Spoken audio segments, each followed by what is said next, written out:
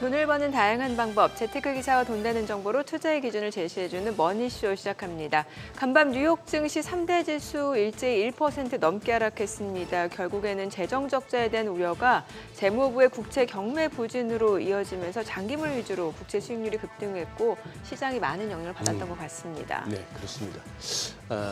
간밤 이제 미국 재무부가 160억 달러 규모의 20년물 국채 입찰에 나섰습니다. 뭐 여느 때에 비해서 그렇게 규모가 큰 건 아닌데 네. 부진한 수요가 확인되면서 예상보다 높은 수익률이 마감이 됐고요.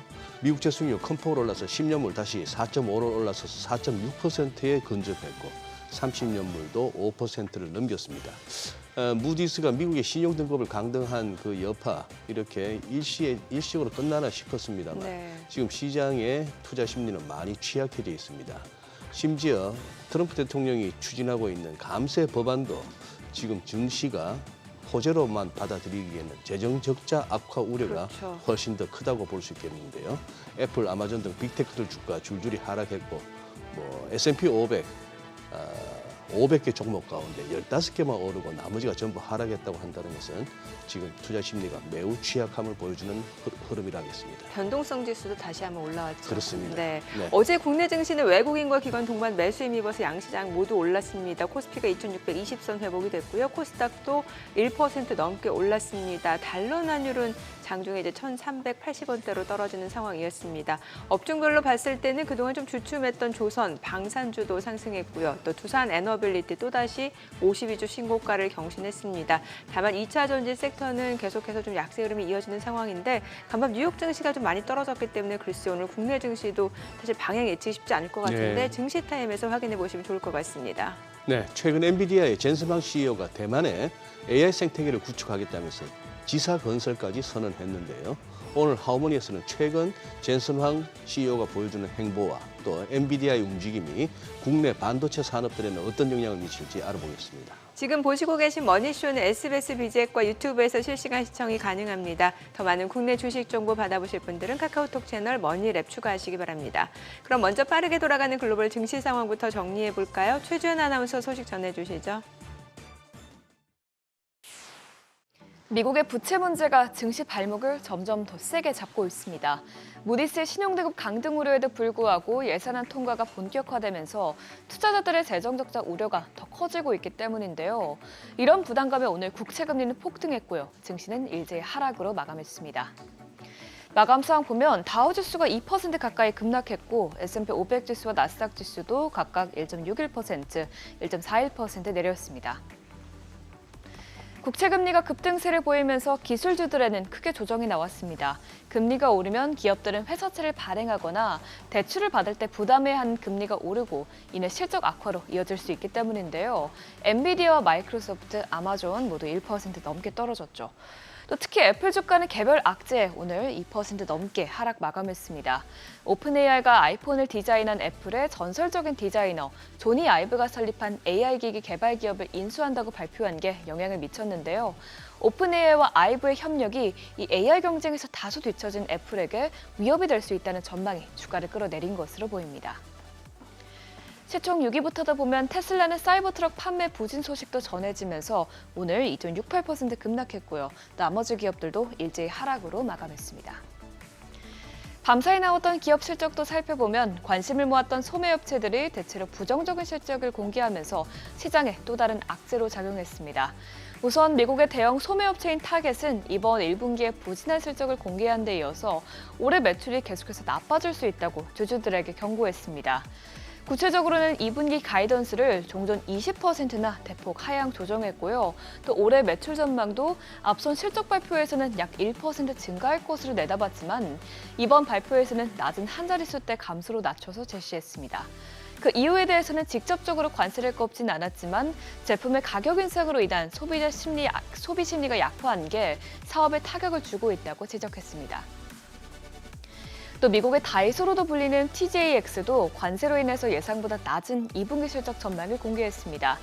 다행히 소비 심리 위축으로 소비자들이 값싼 제품을 찾으면서 이번 1분기 실적은 괜찮게 나오긴 했지만 사측은 최근 추가된 관세로 인해서 수익성에 대한 부담이 커지고 있다고 설명했습니다. 그러면 오늘 가장 이슈가 됐던 자산시장 흐름 살펴보면 재정 적자에 대한 우려로 국채는 오르고 달러는 떨어지는 등 셀 아메리카 현상이 다시 재개됐습니다. 어제도 트럼프 대통령이 대규모 감세 법안의 의회 통과를 위해서 공화당 강경파를 압박했다는 소식이 나왔는데요.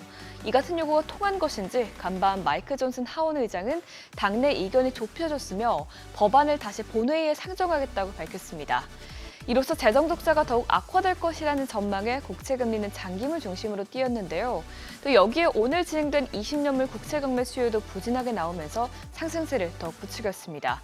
결국 10년물 금리는 0.11%포인트 급등했고 30년물 금리도 0.11%포인트 오르면서 장중 5.1%까지 상승했습니다.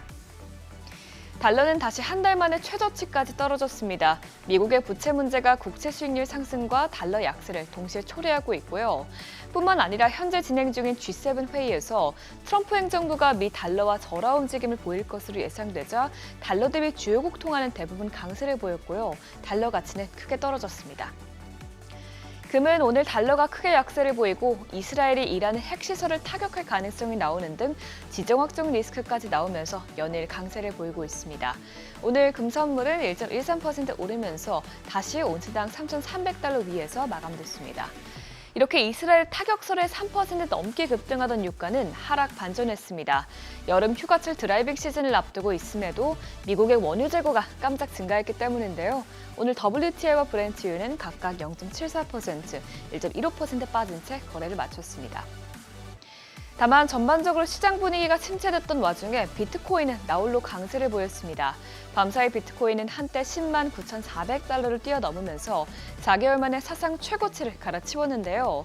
지난달부터 상승세를 지속해온 이 비트코인은 며칠 전 스테이블 코인 법안이 미국 상원에서 통과되면서 상승폭을 더욱 키워나갔습니다. 다만 증시가 하락폭을 키우면서 비트코인도 상승폭을 일부 줄이긴 했는데요. 비트코인은 오전 7시 기준으로 1억 5,100만 원대에서 움직였습니다. 점점 비트코인이 위험 회피 자산으로 쓸 성격을 강화하고 있는 것으로 보입니다. 굿모닝 마켓이었습니다.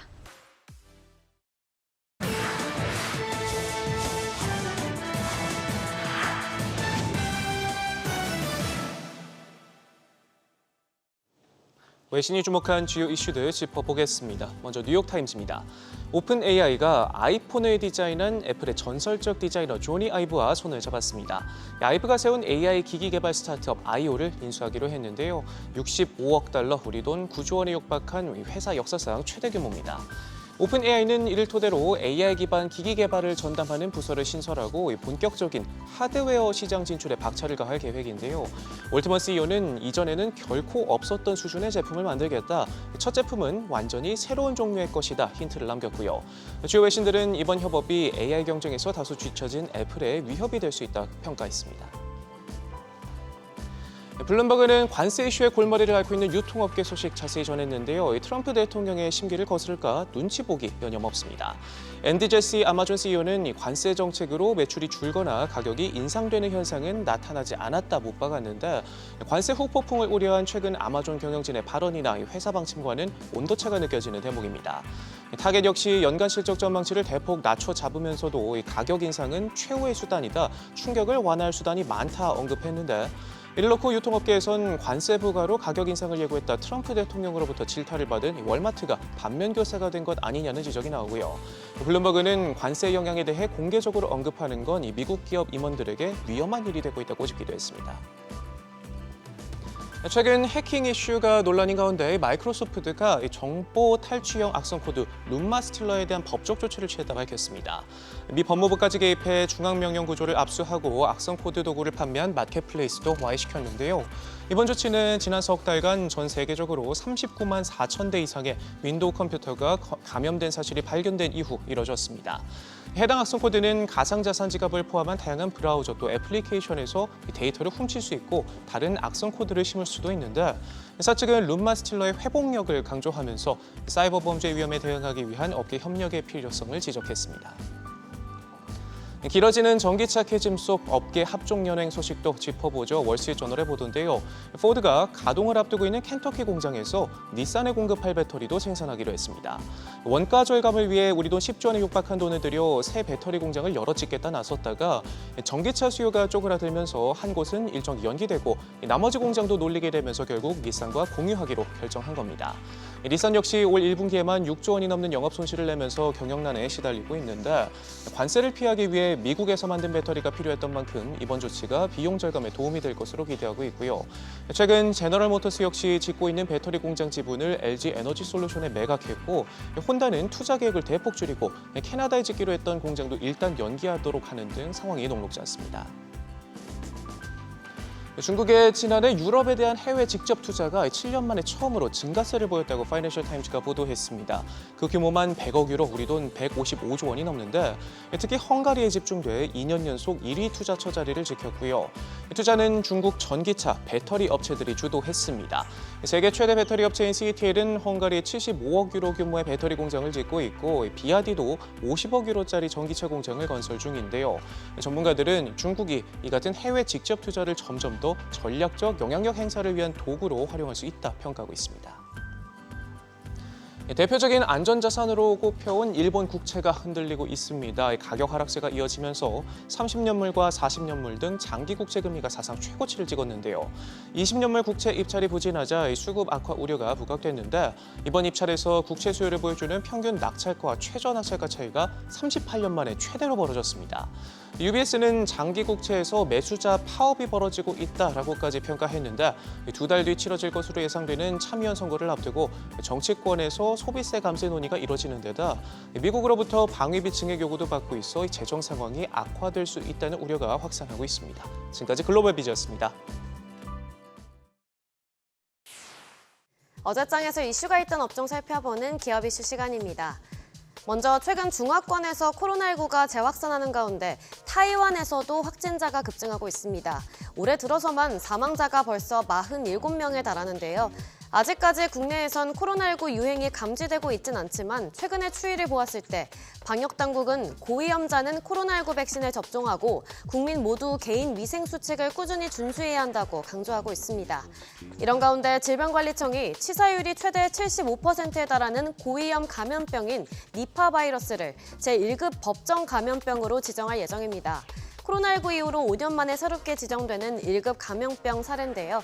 니파 바이러스는 사람과 동물이 모두 감염될 수 있으며 아직까진 치료제와 예방 백신이 없습니다. 이에 우려가 커지면서 투자자들이 관련주에 주목한 것으로 보입니다. 마감 상황 보면 셀리드 상한가 기록했고요. 진 매트릭스도 9.61% 올랐고 샤페론 9.27%, K바이오 6.77%, SK바이오사이언스도 6% 가까이 상승 마감했습니다.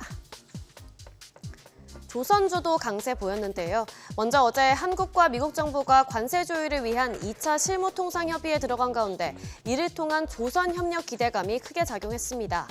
우리 정부 측은 조선 중심의 전략적인 한미산업 협력의 중요성을 강조하면서 관세 인하 및 면제의 당위성을 역설할 것으로 예상되는데요. 또 이와 함께 석종건 방위사업청장이 미국 워싱턴 DC에서 주요 인사들과 만나 해군 함정 건조와 MRO 분야에서의 실질적 협력 방안을 논의했다는 소식도 호재로 작용했습니다.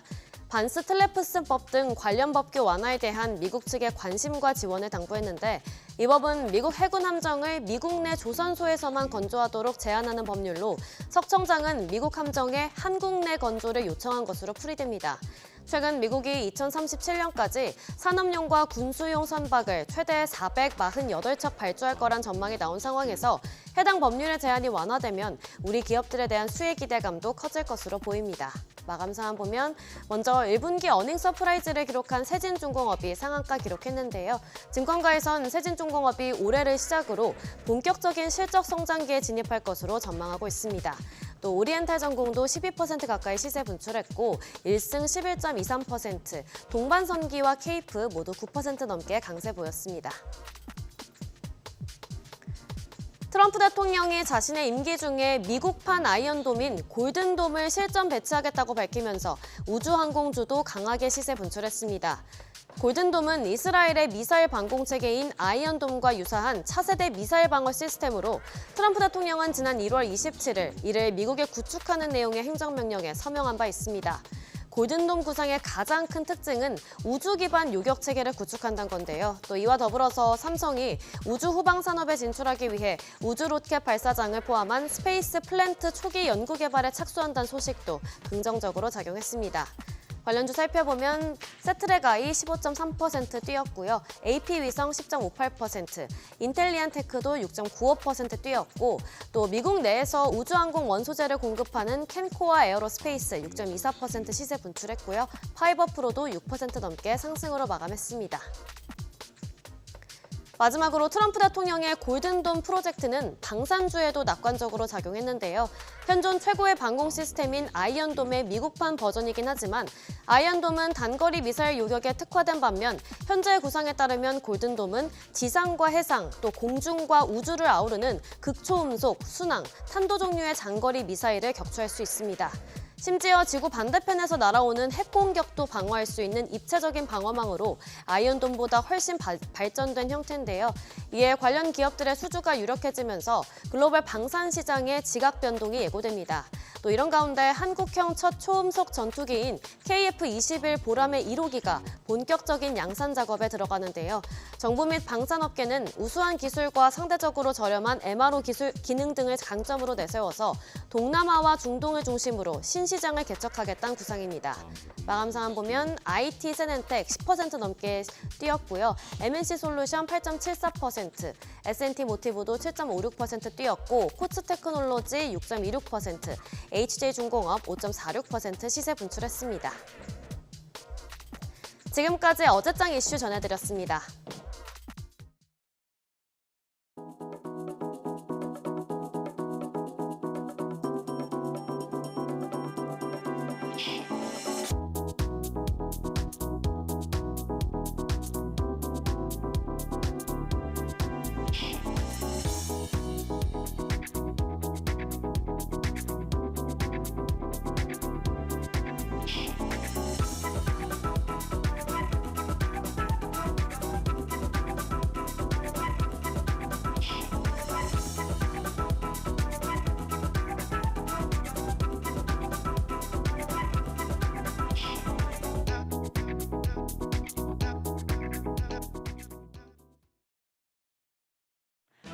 트럼프 2기 행정부 출범 이후로 국내 증시 정규장을 잘 마무리해도 자고 일어나면 상황이 달라져 있는 경우가 많습니다.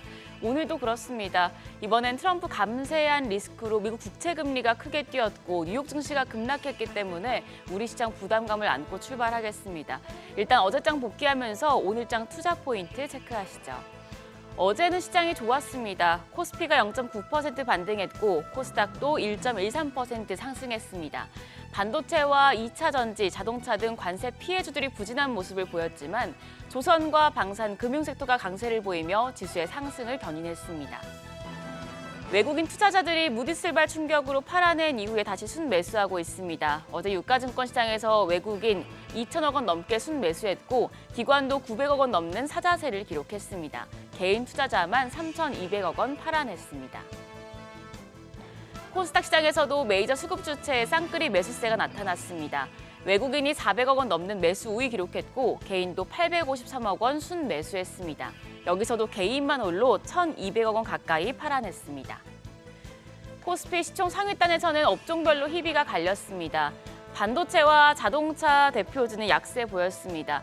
어제 5월 20일까지의 수출입 현황이 발표가 됐는데 전반적인 수출이 줄었습니다. 반도체 수출은 늘었지만 관세 피해주에 대해서는 투자자들이 조심스러운 모습을 보였습니다. 반면 삼성 바이오로직스 7% 넘게 상승하면서 제약 바이오 섹터를 주도했습니다. 삼성그룹이 바이오 분야 지배구조 개편에 나선다고 밝힌 영향이었습니다. 개별 이슈였지만 코스닥 시총 상위단에서도 알테오젠과 펩트론, 리가켄바이오 등 일부 제약 바이오주까지 온기가 이어졌습니다. 그리고 휴젤이 6% 넘게, 클래시스가 2%대 강세 기록했습니다. 환율 어제 오늘 변동성이 클 것으로 예상됩니다. 전 거래일 정규장 마감 시간 달러 기준으로는 5원 20전 내리면서 1,387원 20전의 거래를 마쳤습니다. 미일 환율 협상 관망 분위기 속에 6개월여 만에 최저 수준까지 내렸는데요. 근데 여기서 야간 거래에서는 하락폭을 더 키우면서 1,370원대까지 급락했습니다. 미일 재무장관 회담에서 환율 관련 논의가 있다고 하는데요. 여기에 더해서 한미 환율 협상에서 미국이 한국에 원화 가치 절상을 요구했던 소문이 더해지면서 원화 가치는 야간 거래에서 빠르게 급등하며 달러 대비 원화 환율이 내렸습니다. 역외 환율 1,374원 90전입니다. 오늘 외환 시장 크게 하락하며 출발할 수 있겠습니다. 미국 국채 금리가 급등하면서 뉴욕 증시의 우려를 키웠고 뉴욕 증시 급락으로 국내 증시 하락 출발이 예상되는 상황입니다. 다만 환율이 하락하고 있어서 단기적으로는 외국인에게 환차의 기대감을 높이고 투자하기 좋은 환경을 만들어줄 수 있다는 해석도 나옵니다. 외국인의 누적 수급 상황을 보더라도 지난 한 달간 외국인 코스피가 2,600선을 돌파하고 나서도 누적으로는 꾸준하게 순매수 기조를 이어가는 분위기였습니다. 무디스의 미국 신용등급 강등 이슈도 빠르게 소화해냈죠. 그래서 외국인이 국내 증시 매력도가 아직까지 높다고 판단한 상황인데요. 그럼 어떤 종목을 주목하고 있을까? 이번 주 3거래일 동안 양시장에서 외국인이 순매수, 순매도한 종목을 정리했습니다. 유가증권 시장에서는 전력과 방산 관련 종목들에서 사자세를 나타냈습니다. 관세 타격이 없는 종목들을 위주로 순매수하는 모습이었고요. 반면 삼성전자와 한미반도체, 현대차 등 관세 부담이 있는 쪽에서는 많이 매도했습니다. 코스닥 쪽에서는 제약바이오 내에서 종목에 따라서 좀 담는 선별적인 모습을 보였는데요. 실적이나 경기 스트레스가 없는 섹터에서 매수세를 보이고 있지만 이전처럼 반도체나 자동차 등을 확 사들이는 모습과는 사뭇 다른 분위기입니다. 관세 리스크가 없는 섹터에서 조심스러운 매수 행보를 보이고 있으니 오늘 단기적인 조정이 나타나서 여러분 포트폴리오 점검하실 때도 외국인의 포트폴리오도 한 번씩 체크해 주시면 좋겠습니다. 일정입니다. 오늘 주목해볼 건 달바 글로벌입니다. 프리미엄 비건 스킨케어 브랜드 달바의 운영사인 달바 글로벌이 코스닥 시장에 상장합니다.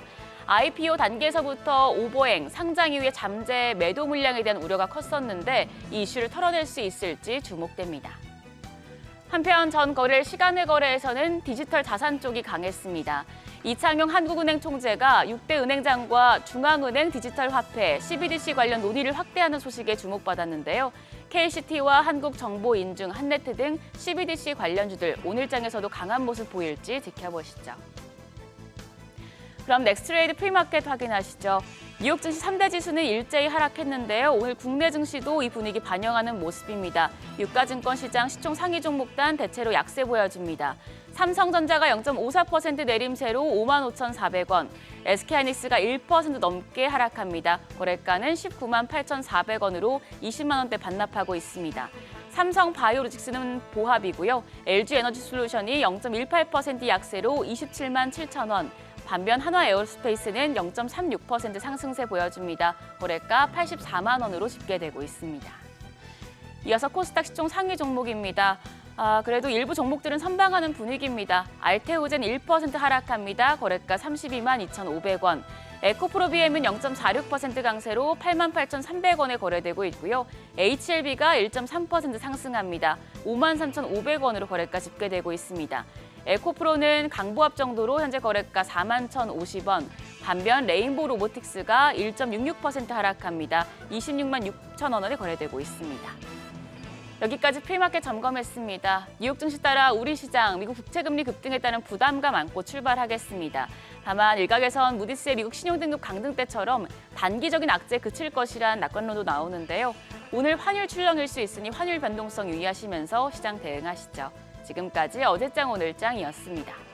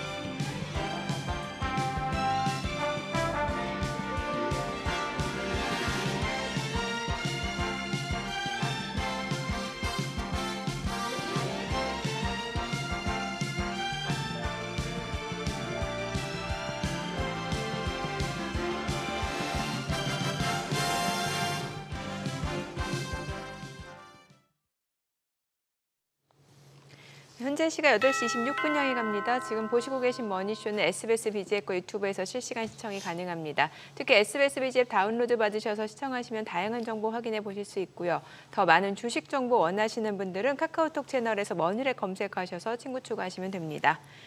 결국에는 지금 미국 재정 건전성 악화 우려가 지금 다시 한번 떠오르는 것 같습니다. 이제 20년물 국채 입찰이 있었는데 수요가 굉장히 부진한 것으로 나타나고 30년물 국채 수익률은 10bp 이상 급등하면서 네. 투자자들 입장에서는 지금 달러도 팔고 채권도 팔고 이런 분위기가 연출이 되네요. 그러네요.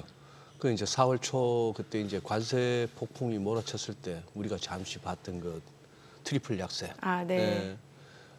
미국 좌우지간 미국 관련한 거 다 매도하는 네. 주식, 채권 그러다 보니까 이제 달러까지 약해지는 그런 현상이 이제 또 다시 재현되다 보니까 어젯밤의 흐름은 일시적인 것인지 그냥 그동안에 이렇게 단기 랠리 이후에 한번 조정이 필요한 시점에 그 정도인지 아니면 자꾸 이 국채 수익률이 아무래도 이게 심상치가 않아서 네. 오늘 또 뭐 한번 전화 연결도 해서 한번 알아보기도 해야 되겠는데 근데 우리가 재밌는 게 어제 말씀드렸잖아요. 우리 코스피 2600 한 28에서 30 거기가 기술적으로 저항 구간이라서 만만치 않다라고 말씀을 드렸는데 이것만 볼 게 아니고 이 와중에 외국인은 왜 사나 했더니 환율이 이런 식으로 하루에 10원씩 15원씩 막 떨어지면은 네. 외국인들 살만하네요.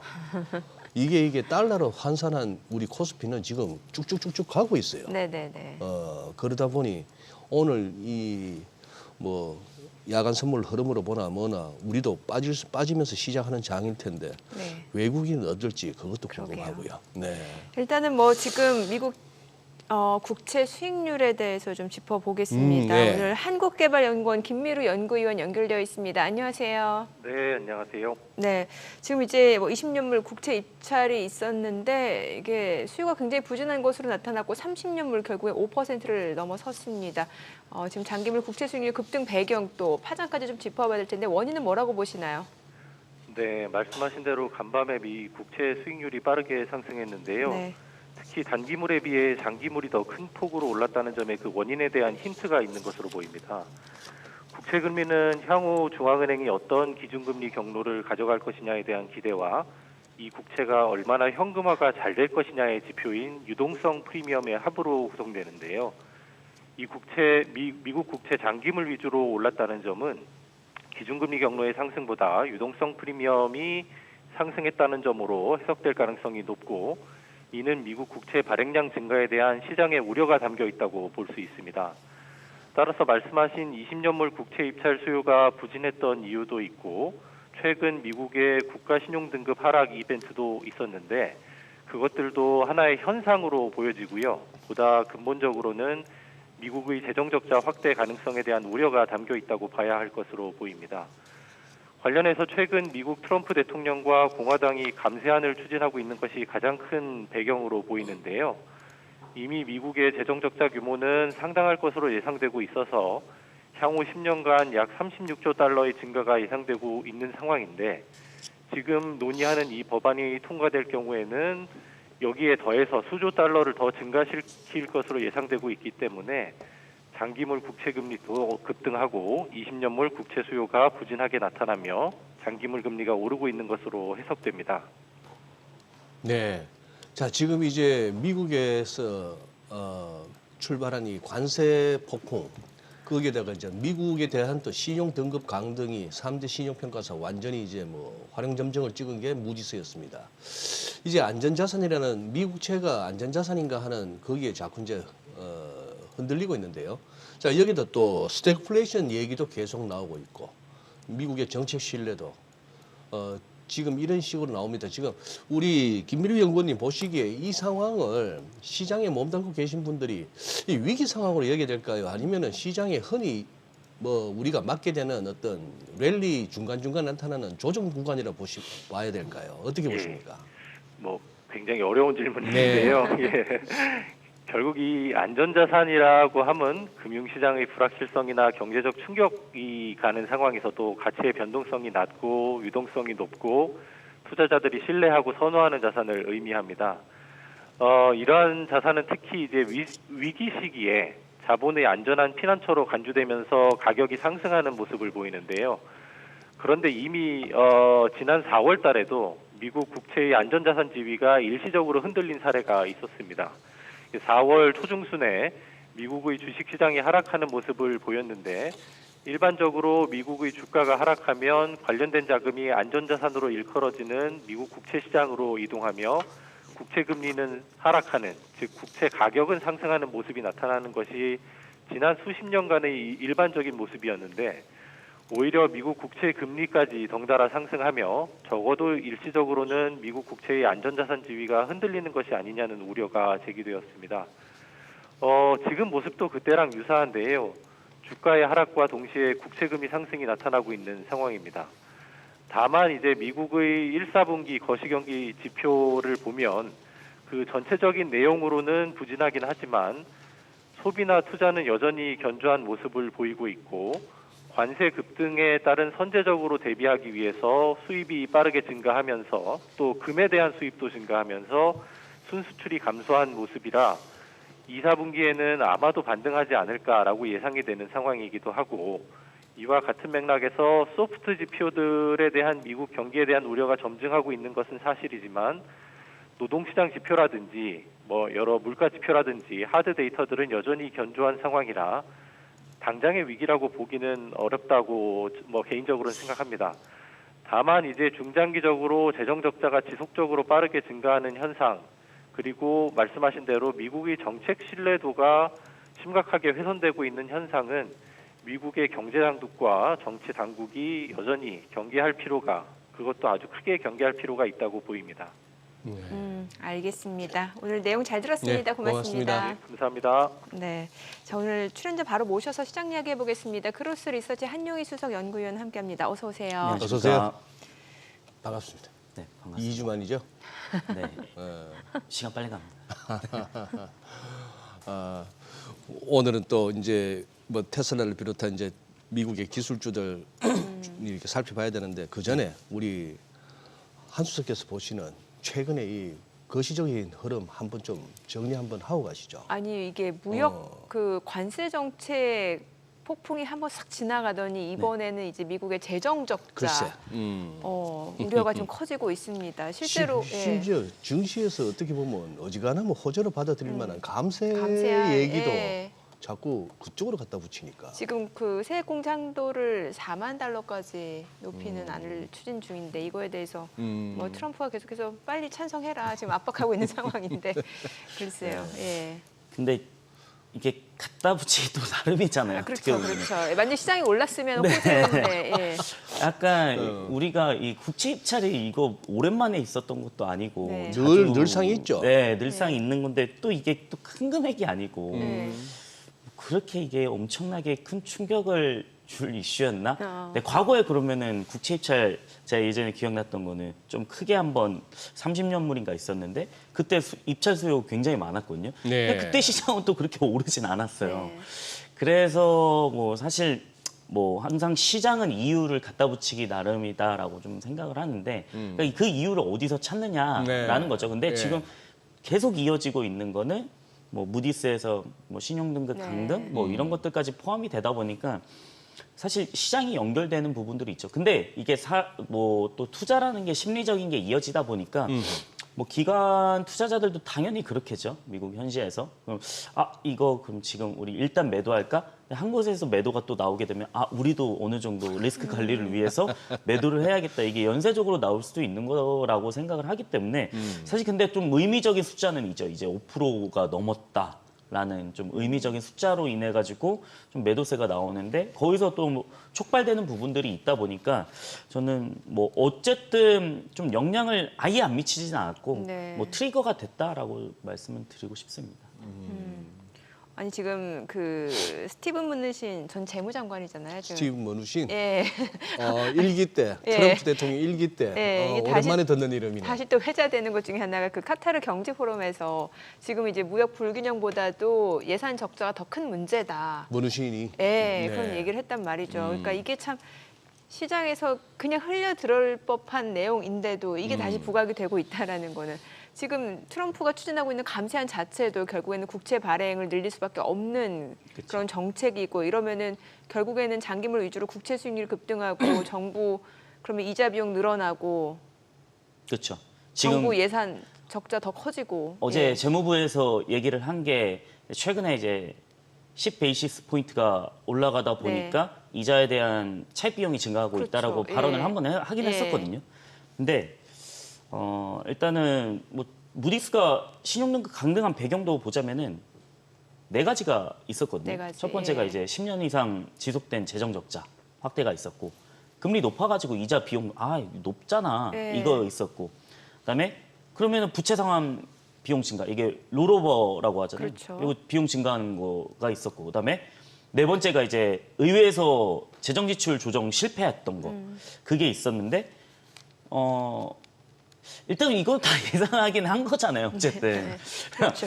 다 예상하긴 했잖아요. 뭐 소장님도 워낙 시장 잘 알고 계시니까 뭐 근데 이제 강등이라는 거가 딱 튀어나오다 보니까 하나둘씩 이게 엮여 있지 않았나? 그러면은 3대 신용평가사 이제 다 강등을 했는데 뭐 이제 S&P 같은 경우에 11년도에 했었고 그래서 그때 당시 시장 보시면 뚝 떨어진 게 좀 월봉으로 보면 뚝 떨어진 게 그때 당시에 시장 충격이 있었거든요.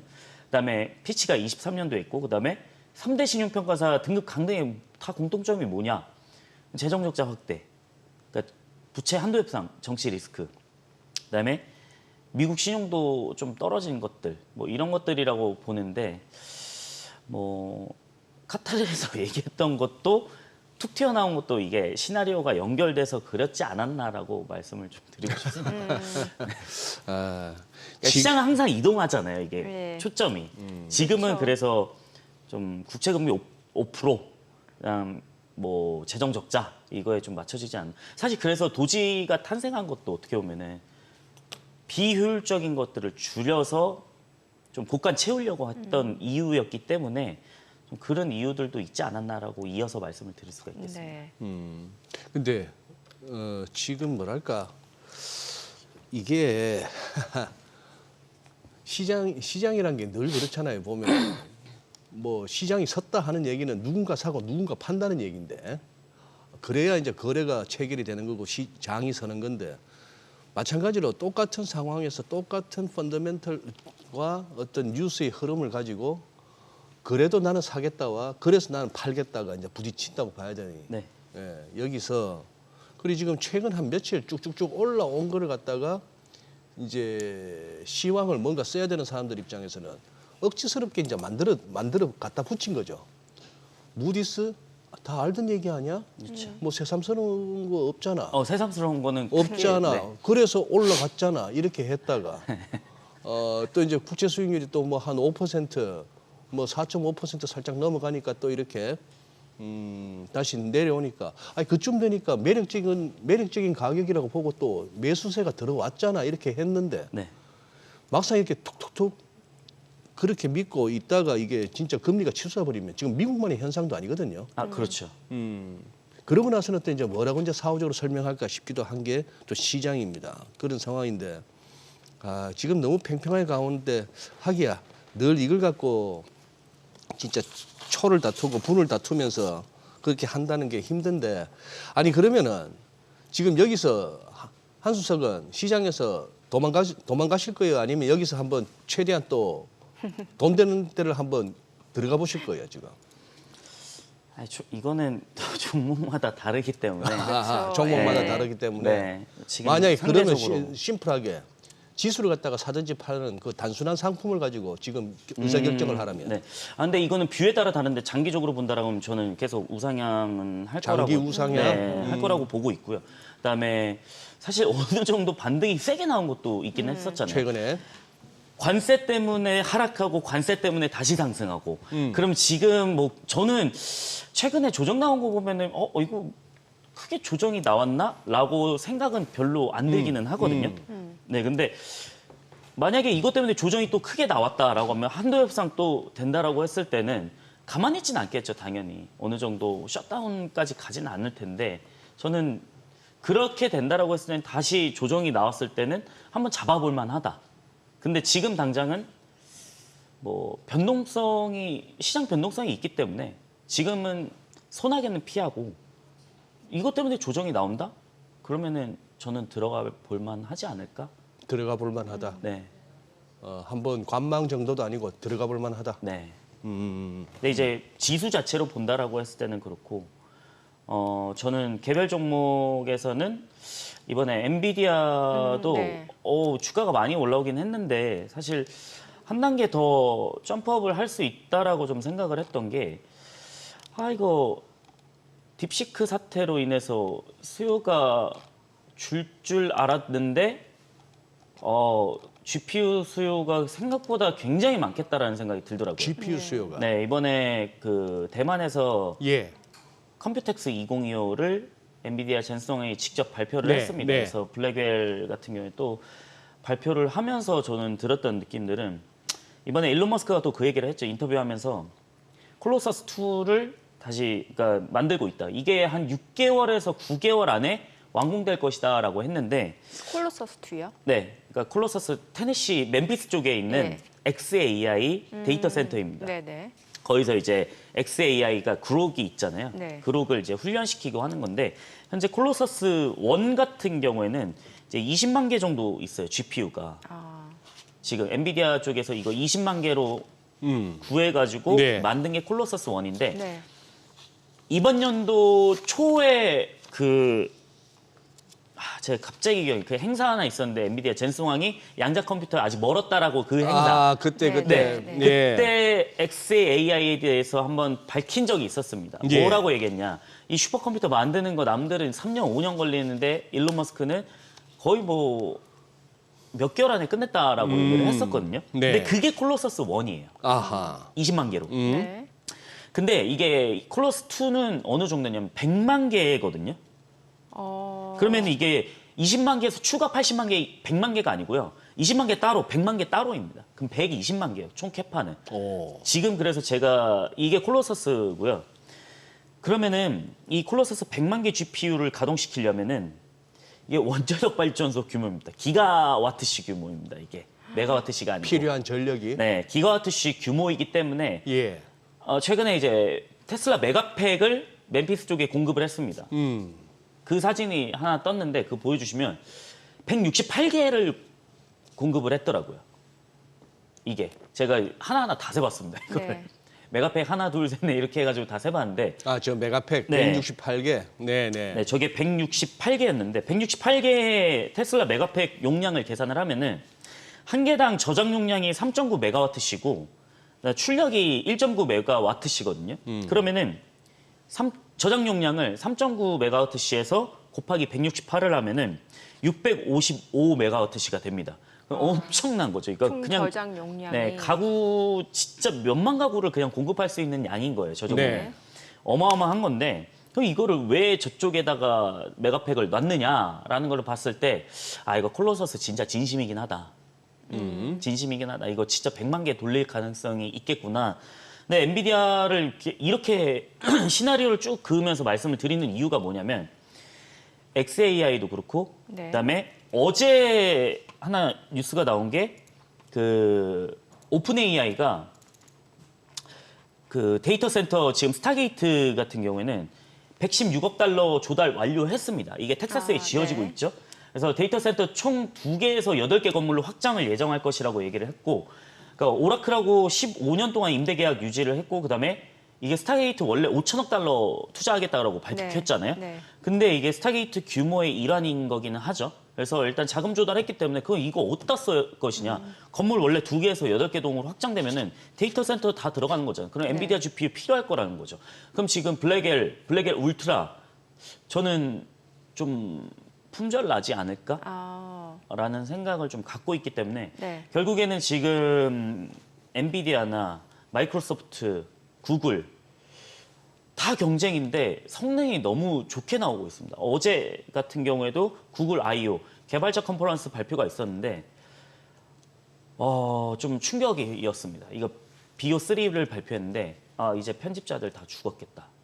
이거 그리고 그 정도예요? 필요 없다는 네. 얘기예요? 네, 이게 그 영상에서 가장 인공지능에서 가장 힘든 게 뭐냐면 그 피지컬적인 요소를 어떻게 넣느냐는 건데 예를 들어 물이 튀기는 거나 아니면 유체역학 이런 것들인데 그러니까 쉽게 말씀드리면 이 커피를 흔들 때 물이 어느 방향으로 물리적으로 흔들리느냐 이런 것들을 표현하는 게 굉장히 어렵거든요. AI가. 네. 그래서 사실 어색한 부분들이 물의 흐름들이나 예. 아니면 후라이팬에다가 기름을 붓고 양파를 볶는 이런 씬들이 굉장히 어려운 게 있어요. 예. AI 입장에서. 네, AI 입장에서 그거를 물리적으로 만드는 것 자체가. 어? 근데 어제 발표한 영상을 제가 봤을 때 구글 I.O.에서는 저걸 해내더라고요. 그래서 이거를 구현해내려면 네. 사실 수십 배의 비용이 들어갈 텐데 예. 이제 딸깍하면 끝나는 시대가 된 거죠. 그래서 저는 저걸 돌리려면 또 GPU가 필요하기 때문에 엔비디아는 저는 성장할 수 있고 그다음에 이걸로서 창출하는 구글이나 또 뭐 메타라든지 테슬라 콜로서스도 그렇고요. 그다음에 그 이번에 콜텍스 2도 그렇고요. 저는 계속 성장할 수 있지 않을까라는 이 동력들이 있는 거죠. AI로서. 그럼 저는 이제 궁금한 게 지금 이제 엔비디아라든지 뭐 AMD 그 반도체 대중 수출 통제 다시 지속하겠다는 얘기가 나왔잖아요. 이건 분명히 악재인 거고요. 실제로 또 젠슨항이 밝힌 게 중국에서 지금 4년 동안 그 엔비디아 칩 점유율이 반토막이 났다라고 얘기를 했고 또 많은 전문가들이 지금 엔비디아 주가에 대해서 이렇게 성장은 하겠지만 이 성장률 자체는 그러니까 매출 성장률이요 둔화될 수밖에 없기 때문에 고평가일 수도 있다라는 지적을 하는 전문가들도 꽤 있거든요. 여기에 대해서는 어떤 의견이신 거예요? 그게 가장 최근에 이슈가 됐던 거는 화웨이 어센드 칩이거든요. 어센드 칩. 네, 예. 왜냐면은 자꾸 수출 처음에는 어센드가 물량이 안 나왔어요. 수율이 안 나오니까. 근데 중국은 딱 이거예요. 보조금으로 그냥 살포하자. 이 목적이 되게 큰데 네. 중국은 가능하죠 또 그게. 네. 예. 근데 이게 또 지금 현재 내부 상황이랑 좀 다를 수는 있겠죠. 그래서 체제를 흔들려는 것도 그렇고 이번 관세에서 저는 가장 큰 게 미국 기업이 중국에 들어가는 거라고 생각을 하거든요. 예. 뭐냐면 원래는 이제 인스타그램이나 이런 것들이 중국에선 서비스가 안 됐잖아요. 근데 이제 서비스가 된다라고 했을 때는 체제가 조금 흔들릴 가능성도 있다라고 생각하고 그게 제일 민감한 거죠, 사실 중국 입장에서. 네. 근데 이걸 왜 먼저 말씀을 드리냐면 이 어센드 칩이 처음에는 수율이 안 나와가지고 좀 이것 때문에 골치가 아픈데 일단 우리는 40% 나오면은 사업성 없기 때문에 이거 어떻게 해야 되지? 적자 나면은 큰일 나는데 이런 입장이라고 네. 했을 때는 중국은 40% 나와도 일단 뽑아내. 보조금 줄게. 그렇게 수율이 낮게 나와도 낮게 나와도 이렇게 되는 거죠. 근데 이게 시간이 약인 게 시간이 지나다 보면은 수율이 올라오잖아요. 네. 계속 예. 수정해가지고. 예. 그래서 사실 어센드 칩 같은 경우는 무서운 존재가 돼버린 거죠. 화웨이 어센드 칩.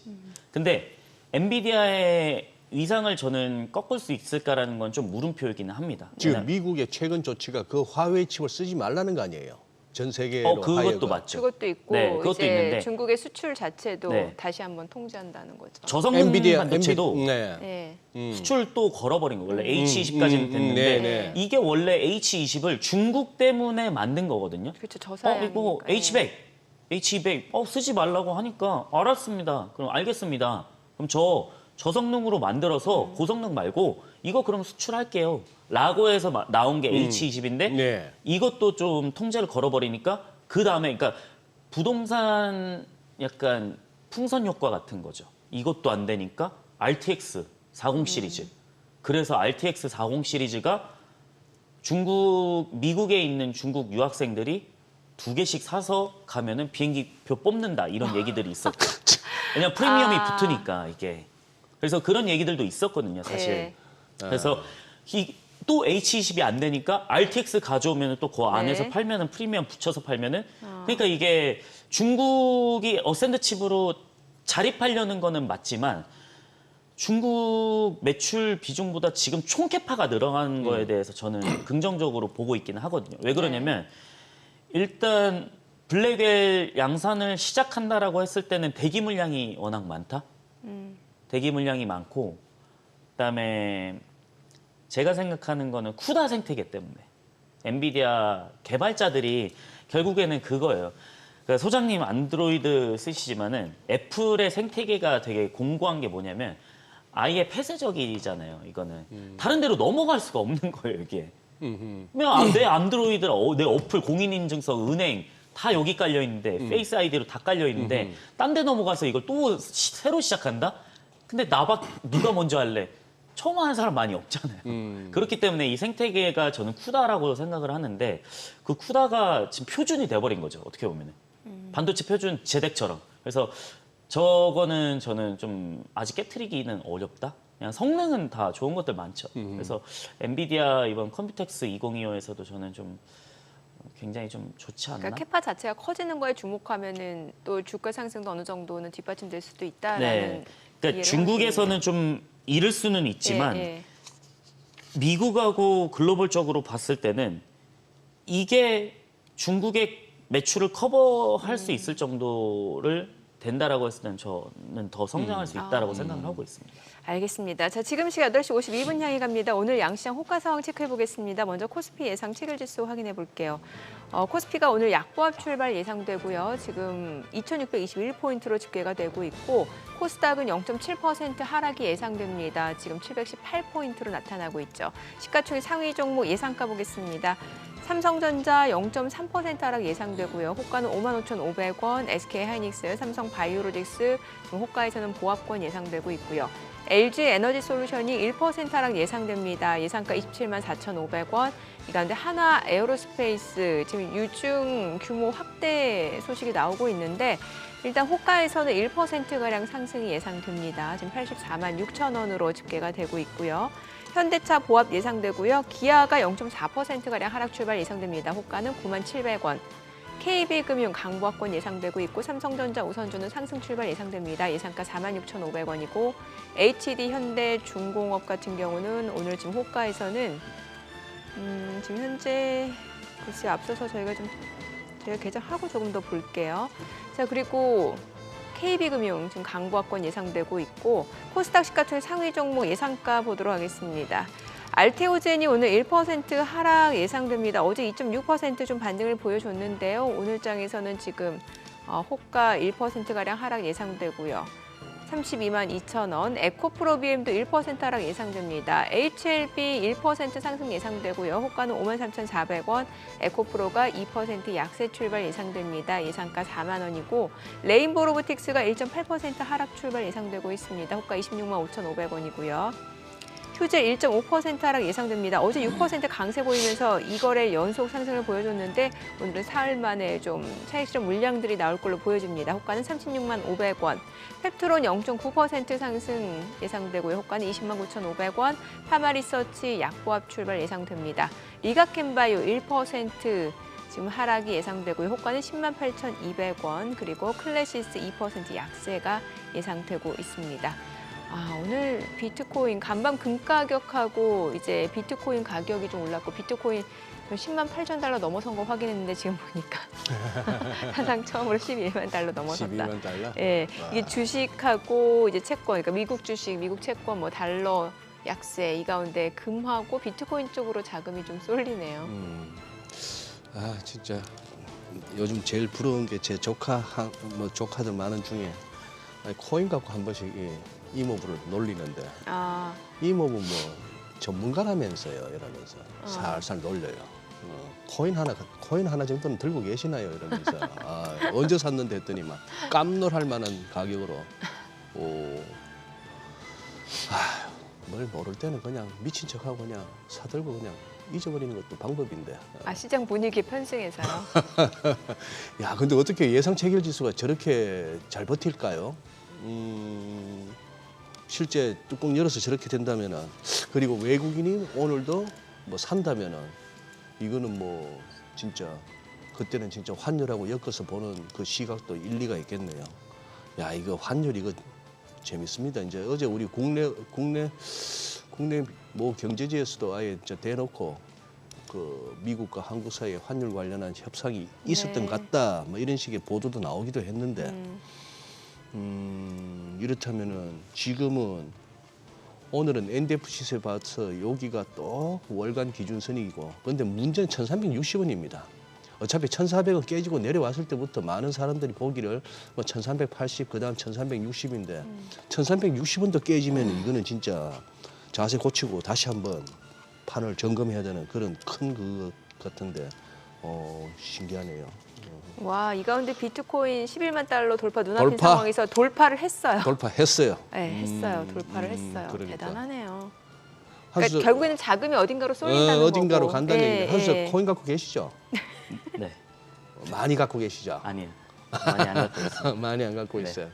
혹시 저 화요일 날 오후 한 3시 좀 못 돼서 저 코스트코 양재점 근방에 오셨던가? 사이버 트럭 몰고? 아닙니다. 저 아직 못 받았습니다. 아, 그 강남권에서 돌아다니는 사이버 트럭은 그 한 치과 아 네. 그래요? 예, 아니 미로 시작하는 치과 사이버 트럭의 그랬구나. 확률이 높아요. 예. 그 사이버 트럭이 바로 신호대기한테 바로 앞에 있길래 오 저 한용희 수석인가 싶어서 깜빡이 켜고 한번 가서 한번 볼라 했지. 지금 들어오는 사이버 트럭은 FSD, 그러니까 오토파일럿이 안 돼요. 그러니까 미국 거여가지고 네, 그래서 네. 저는 오토파일럿이 안 좀 돼. 그리고 FSD 되는 네. 걸로. 저는 오토파일럿도 안 돼요. 기본도. 왜냐면 미국 쪽에서 수입을 네네네, 해서 가져오다 그렇죠. 보니까 예. 그래서 굳이 지금 그걸 아니 그 테슬라 회사 좋은 거라는 거는 제가 한수석 나올 때마다 설명 들으면서 점점 이제 공부가 되고 네. 이제 됐는데 주가가 애매한 데 왔어요. 그동안 한번 쭉 밀렸던 거에 딱 절반 왔거든요. 네. 절반 와서 이렇게 쿵쿵쿵쿵 막히더니만 어제 이제 같이 빠져버렸는데 저 여기서 한번 저 통화해보니 뭐랄까 이제 도지는 안 가겠대요. 머스크 형이. 예, 지금 도지는 이제 통화하시죠, 일정은 서로. 다 얘기해줬죠. 이제 뭐 원래 그 6월까지가 마지막이고 이제 주 1회 정도 뭐 나가는 걸로 하고 주 1회 나머지는 정도? 테슬라에 다 집중하겠다. 그래서 테슬라 이사회에서 이제 CEO 자리 물색하고 있다라고 했던 거 이제 선거했던 게 어제 CNBC 인터뷰에서 5년 동안 테슬라 뭐 특별한 일이 없는 한 5년 동안 테슬라 CEO로 남겠다라고 발언을 했고요. 예. 그래서 이제 다 일단락이 됐고 그다음에 휴머노이드 로봇이 어제 좀 충격적인 영상이 공개가 됐는데 이거 한번 보여드리면은 또 뭐 네. 추가로 나온 게 있어요? 예, 좀 깜짝 놀랐습니다. 저도 이거는 좀 중요하게 말씀을 예. 드려야 되기 때문에 그래서 이제는 이 집안일을 할 수 있는 가능성이 좀 왔다. 휴머노이드 로봇이. 그 정도까지? 네, 왜 아, 그러냐면 영상 지금 네. 따로 볼 수는 없는 거예요? 제가 영상을 안 보내드렸나요 혹시? 예, 이거입니다. 이거, 아. 네, 그래서 밑에 자막을 보시면은 이제 옵티머스는 자연어로 지시받은 것에 대해서 학습 중이다. 그래서 첫 번째는 뭐냐면 쓰레기통 집어넣는 거 조금만 천천히 보시면 쓰레기 바퀴로 이렇게 쓰레기를 하는 거고 그다음에 키친타올을 찢는 거고 저 명령어입니다. 그다음에 후라이팬이나 냄비에 있는 음식물 휘저라는 명령이고요. 그다음에 네, 그다음에 진공청소기 우리 다 청소기 돌리잖아요. 청소기 저거를 이제 FSD로 학습해가지고 하는 거거든요. 그래서 저거는 이제 모델 X 부품인데 그냥 저렇게 맞는 곳에다 넣어라. 그다음에 캐비넷 열어 하는 명령어고요.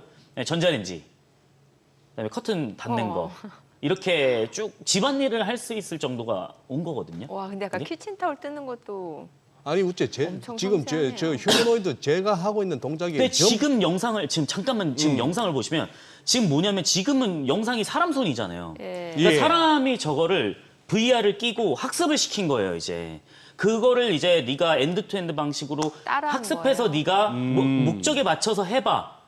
비슷한 시나리오를 주고 똑같이는 아니고. 어쩐지 좀 사람의 모션하고 비슷하다는 생각을 네, 했어요. 그게 예. 학습된 거기 때문에 이제 뇌에 또 집중할 수 있는 거지. 근데 하드웨어는 어느 정도 좀 고지에 오지 않았나라는 생각이 좀 드는 거죠. 그러면은 집안일을 할 수 있는 것까지는 좀 어느 정도 왔다?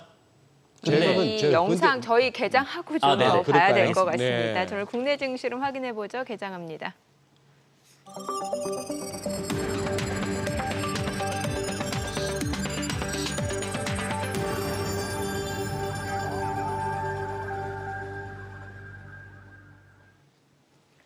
네, 네, 5월 20일 목요일 국내 증시 개장했습니다. 간밤 뉴욕 증시 3대 지수가 모두 1% 넘게 떨어졌습니다.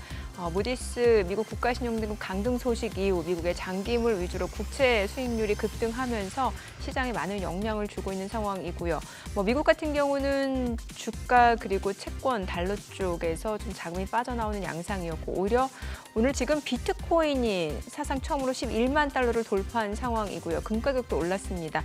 자금이 금과 비트코인 쪽으로 몰리고 있는 상황에서 어제 국내 증시는 흐름이 좋았는데 글쎄 오늘은 일단 미증시 여파로 인해서 좀 하락이 좀 불가피한 모습이었죠. 양시장 출발지수 보겠습니다. 코스피가 0.4% 떨어집니다. 2615. 그리고 코스닥도 0.4% 내림세로 720포인트죠. 시가총액 상위 종목 시초가 보겠습니다. 삼성전자가 0.7% 떨어집니다. 55,300원이고요. SK하이닉스 0.4% 하락으로 199,900원. 다시 한번 20만 원을 좀 하회하고 있는 모습이고 삼성바이오로직스가 보합이고요. LG 에너지솔루션 강부합권으로 27만 8천 원, 한화 에어로스페이스는 0.8% 떨어집니다. 현대차가 1% 하락입니다. 지금 18만 6,300원이고요. KB금융도 1.3% 내림세로 9만 6,700원. 삼성전자 우선주 약보합이고요. 기아가 1% 가까이 떨어집니다. 9만 200원.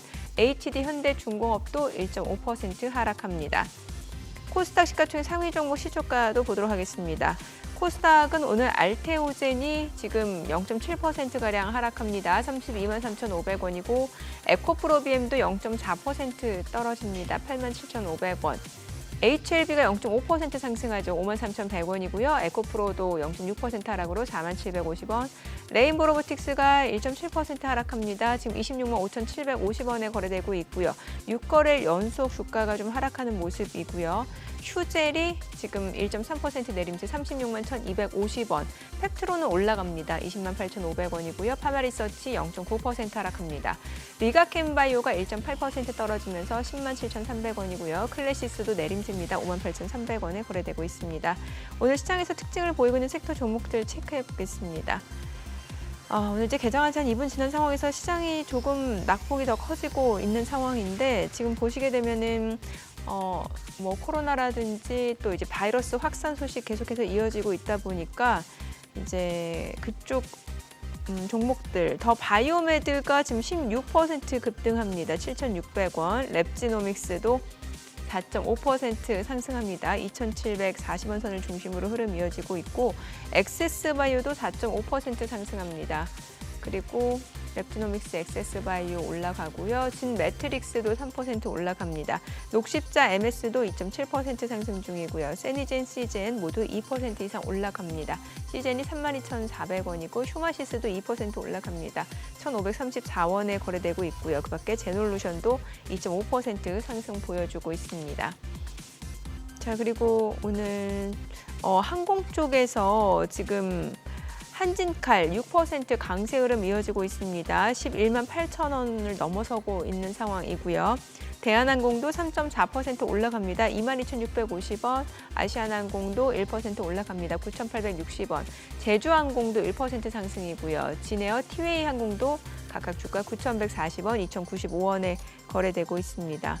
항공주들도 좋고 오늘은 코로나 쪽 그리고 진단키트 쪽이고 또 아무래도 이제 비트코인이 강세를 보이다 보니까 STO 관련주들도 흐름이 좋습니다.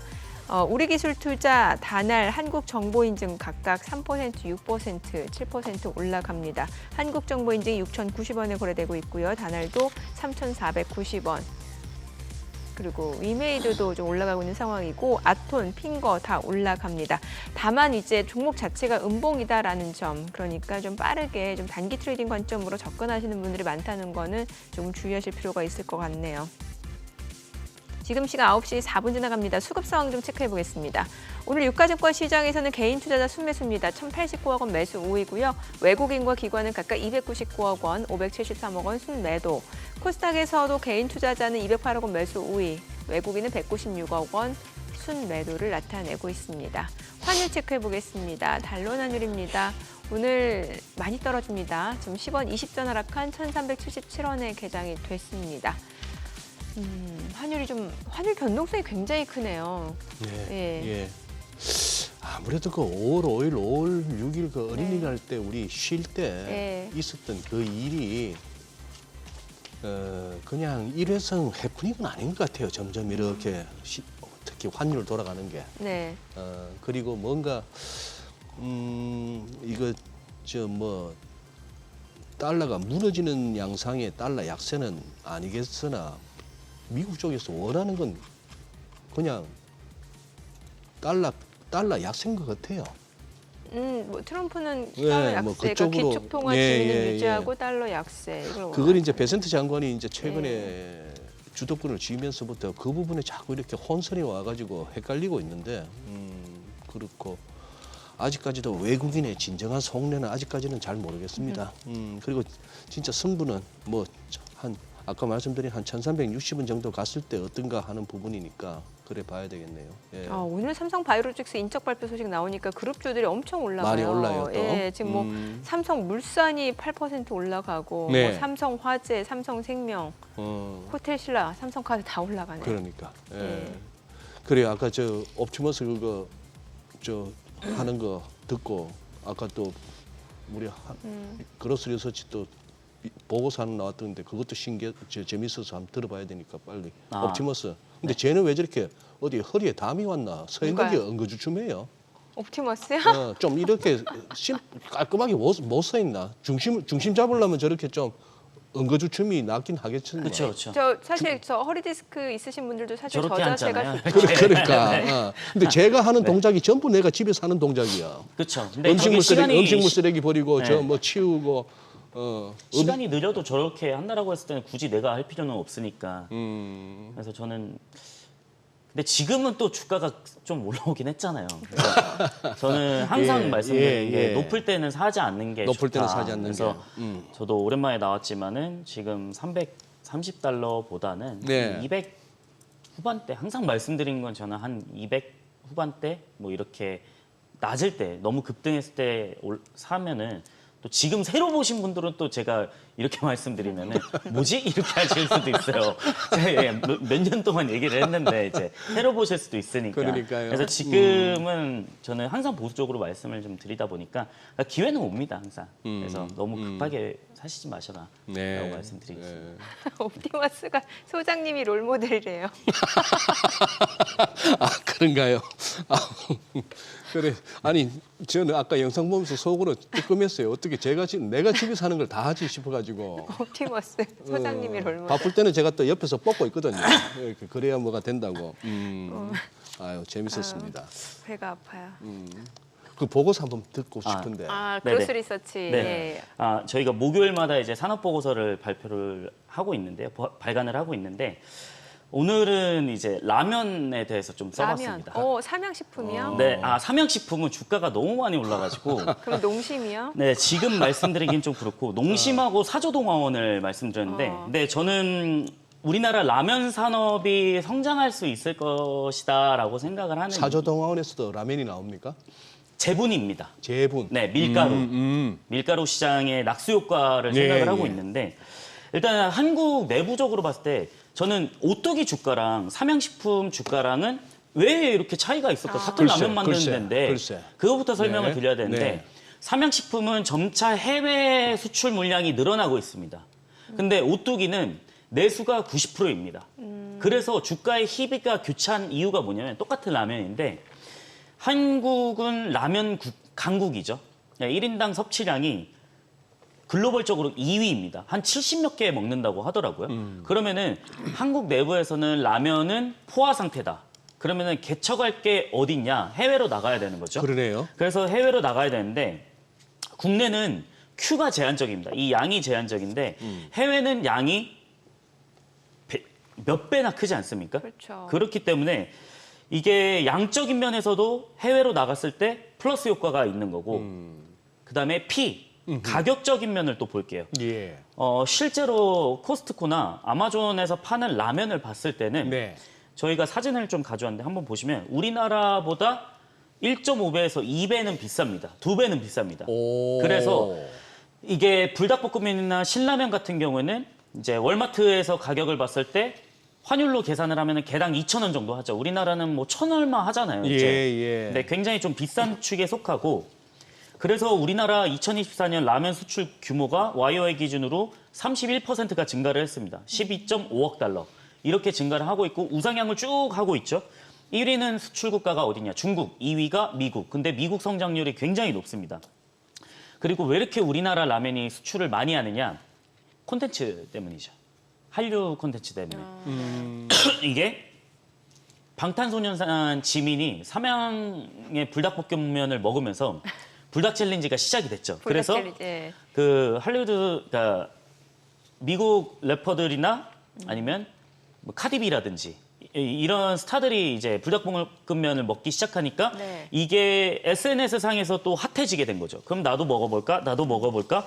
그래서 미국 수출액이 24년도에 YY 기준으로 70% 증가를 했습니다. 근데 저희가 본 라면의 긍정적인, 우리나라가 긍정적인 이유가 뭐냐? 지금 미국은 기본관세를 적용하고 있죠. 10%. 예. 그러면은 우리나라는 FTA를 체결하고 있습니다. 그래서 기본관세 10%만 적용을 하고 있는데 라면 경쟁 국가들, 일본, 대만, 중국, 베트남, 수출 강국에서 여기는 FTA를 체결하고 있지 않습니다. 그래서 우리나라보다 더 높은 관세를 유지를 하고 있습니다. 그렇기 때문에 상대적으로 우리나라 라면 기업들이 관세에서는 좀 어느 정도 자유롭다라고 말씀을 드릴 수가 있겠고, 그다음에 농심이나 삼양식품은 해외 공장이 좀 있습니다. 농심 같은 경우는 2005년도에 LA 라면 공장을 설립을 했고, 그다음에 22년도에 1공장 옆에 2공장을 지었습니다. 그래서 현지 물량을 쭉 밀어낼 수가 있고요.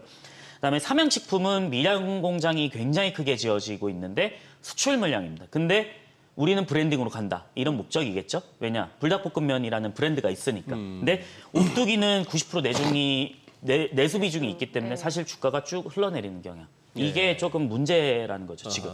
내부에선 포화 상태인데 그럼 해외에 어떻게 갈까? 이게 좀 문제인데 결국에는 외국인들이 우리나라 이게 원래 아시아 음식이라고 했을 때는 일식하고 중식이 있었거든요, 대표적으로. 근데 한식이라는 키워드가 많이 없었잖아요. 근데 최근에 그 미쉐린이나 뉴욕 쪽에서도 보면은 한식으로서 미쉐린 스타를 받는 식당들이 꽤 많아지고 있거든요. 뉴욕 쪽에서도. 그러면은 한식이라는 카테고리가 하나 형성이 된 거죠. 일식, 중식 말고도 한식이라는 거. 그래서 글로벌 라면 수요에 대해서는 한식이라는 카테고리가 생기다 보니까 저는 어떻게 보면은 인식 자체가 좀 바뀐다라는 거. 그러면은 저는 여기서 말씀드리고 싶은 게 농심은 일단은 실적 대비 좀 저평가되어 있다라고 생각을 하고 있고, 그다음에 저는 사조동화원을 좀 말씀을 드리고 싶은데 왜 사조동화원이냐라는 걸 봤을 때 지금 그러니까 삼양식품이 2025년 기준으로 지금 어떻게 보면 전망치가 5천억 정도거든요. 근데 지금 시총이 한 8조 넘어가요. 근데 사조동화원이 지금 영업이익이 500억, 550억 정도 전망을 하고 있는데 지금 시총이 1,700억입니다.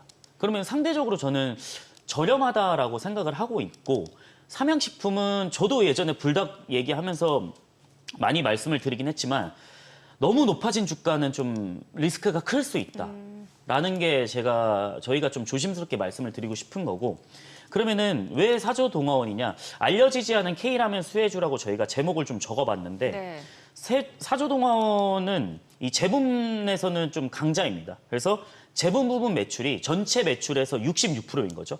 그러면 5, 6에 30 하면은 300억 정도 나온다라는 거죠, 이번 연도에는. 그러면은 K라면의 호황에 직접적인 수혜가 되는 게 뭐냐면 국내 제분 산업은 총 3개 회사가 나눠 가지고 있습니다. 사조동화원, 대한제분, CJ제일제당. 이 3사가 70%를 차지하고 있는데 최근 라면 수출이 많이 일어나고 있다 보니까 밀가루 수요가 급증을 하고 있죠. 또 최근에 환율이 조금 더 내려가는 모습 봤을 때는 수입하는 입장에서 긍정적인 효과들 나타나고 있고, 그러면은 삼양식품도 계열사가 있기는 해요. 이게 삼양제분이라고. 근데 공급 능력을 봤을 때 저희가 공시 내용을 좀 분석을 해서 봤을 때는 삼양식품이 지금 만들고 있는 라면에서 삼양제분이 얼마나 커버할 수 있을까를 봤을 때는 전체 밀가루 수요 중에 절반입니다. 그러면은 나머지 절반은 외주 업체한테 의존을 해야 됩니다. 그렇기 때문에 아직까지는 제분 수요에 대한 게 많이 남아있다라고 생각을 하고 있고, 그럼 사조동화원은 매출의 30% 정도가 어디냐? 농심하고 삼양식품입니다. 네. 그래서 직접적인 좀 수혜가 되지 않을까라고 좀 제목을 적어봤고 그래서 사전노동화원의 재분공장 가동률이 23년도에는 70%였는데 24년에는 76%로 증가를 하고 있습니다. 현재는 총 84만 톤 생산 능력을 갖추고 있는데 농심은 부산 수출기지가 있고 삼양식품의 경우 밀양 2공장 증설이 이루어지고 있죠. 이건 완전 자동화입니다. 그래서 삼양식품 어느 정도 밸류를 좀 받아도 된다라고 생각은 하는데 예. 결국에는 농심하고 삼양식품 둘 다 이 수출 물량을 봤을 때는 증설을 하게 되면은 연간 12억 개 정도 추가 증설을 해야 되는데 그러면은 라면 한 개당 밀가루 한 100g 정도 들어가거든요. 그럼 밀가루 100g을 12억 개로 곱했을 때는 총 12만 톤의 추가 증설 능력이 12만 있는 톤. 거죠. 네. 그래서 저희가 봤을 때는 제분 쪽에서는 좀 수혜를 받을 수 있지 않을까 이렇게 좀 적어봤습니다. 예.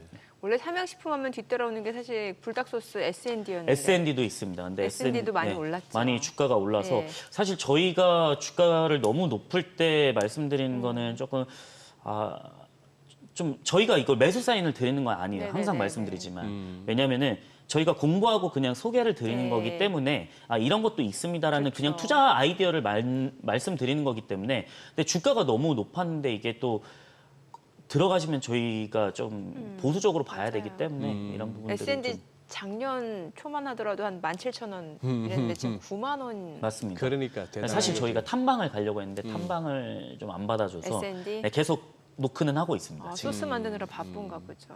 그렇겠죠, 사실. 아니, 시간이 다 됐는데 네. 그 노보노디스크만 짧게 좀 여쭤볼게요. 네네. 지금 뭐 CEO 교체 이슈까지 있고 이 비만 치료제 쪽에서는 그래도 양대 두 쪽 하면 노보노디스크하고 1111이잖아요. 네. 예. 저는 노보노가 최근에 CEO가 교체됐습니다. 근데 그거는 이유가 있다라고 생각하는데 왕자를 계속 뺏길 것 같다. 원래 노보노가 비만 치료제에서는 왕 이게 있었는데 네. 일라이릴리한테 계속 뺏길 것 같습니다. 왜 그러냐면 결국에는 지금 그 비만 치료제는 크게 단일 작용제 싱글, 듀얼, 트리플 단일 그 2중, 3중 작용제라고 불리는데 네. 이게 그 GLP-1이냐, GIPR이냐, 글루카곤이냐 이거에 따라 나뉩니다. 그럼 조합을 이거 3개 다 하면 3중 작용제. 우리 GLP-1하고 GIP만 할 거야. 위협제 펩타이드. 그러면 이게 2중. 아니 우리는 GLP-1하고 글루카곤 할 거야. 이게 2중인데 지금 3중 작용제 레타토르타이드 같은 경우에 일라이릴리가 개발을 하고 있는데 효과가 어마무시합니다. 이거 출시되면은 저는 기존 비만 치료제 시장 그냥 싹 잡아먹을 어느 것이다. 정도길래 효과가? 보통은 비만 치료제 체중 감량 효과가 한 14% 정도 되는데 레타토르타이드 같은 경우는 22% 정도 나왔거든요. 이거는 임상에서 예, 나온 거고 예. 실제 출시는 해봐야 알겠죠. 예. 근데 이게 3중 작용제 같은 경우에는 GIP랑 글루카곤이랑 GLP-1이랑 합치게 되면은 뭐냐면 이 글루카곤이 간 섬유화를 낮추는 효과가 있습니다. 그러면은 우리가 흔히 말하는 메쉬 치료제, 네. 비알코올성 지방 간염 네. 이거에 대해서 확장할 수가 있는 거죠. 그러네요. 모든 만성의 근원은 만병의 근원은 비만 이런 키워드가 있잖아요. 네. 이 키워드는 진짜 무시 못한다라고 생각하거든요. 지금 계속 임상에서 나오는 이유들이 네이처 논문이나 아니면 옥스퍼드 대학에서 나오는 논문들이 비만 치료제가 과연 어디까지 확장될 것인가? 뇌, 췌장, 간, 뭐 어디까지 뭐 8개, 9개가 있습니다. 이거를 다 확장시키게 되면은 다 쓸 수 있는 거예요. 그래서 만능 치료제인데 근데 그 레타토르타이드한테 시장을 뺏긴다라고 하면 노보노디스크는 좀 추락할 수밖에 없는 상황이 생기는 거죠. 그래서 지금 노보노디스크 주가 보시면 쭉 하락했던 거. 일라일리는 그래도 버티는 거. 최근에 3중 작용제 만드는 메세라 같은 경우에는 이번 연도 1분기에 상장을 했죠. 꽤 주가가 잘 오르고 있습니다. 그래서 3중 작용제를 누가 빨리 하느냐 아니면 저분자, 경구용 누가 빠르냐 이거에 따라 다른데 지금 일라일리는 저는 대장으로 역할을 할 수 있지 않을까라는 생각을 좀 갖고 있는 거고 그래서 노보노디스크랑 이제 일라일리가 좀 교체되는 양상들이 좀 나오고는 있다라고 좀 말씀을 드리고 싶습니다. 네, 알겠습니다. 그래요? 오늘 네. 내용 잘 들었습니다. 네, 고맙습니다. 고맙습니다. 네, 오늘 들으신 내용과 관련해서 더 다양한 정보 원하시는 분들은 카카오톡 채널에서 머니랩 검색하셔서 친구 추가하시기 바랍니다.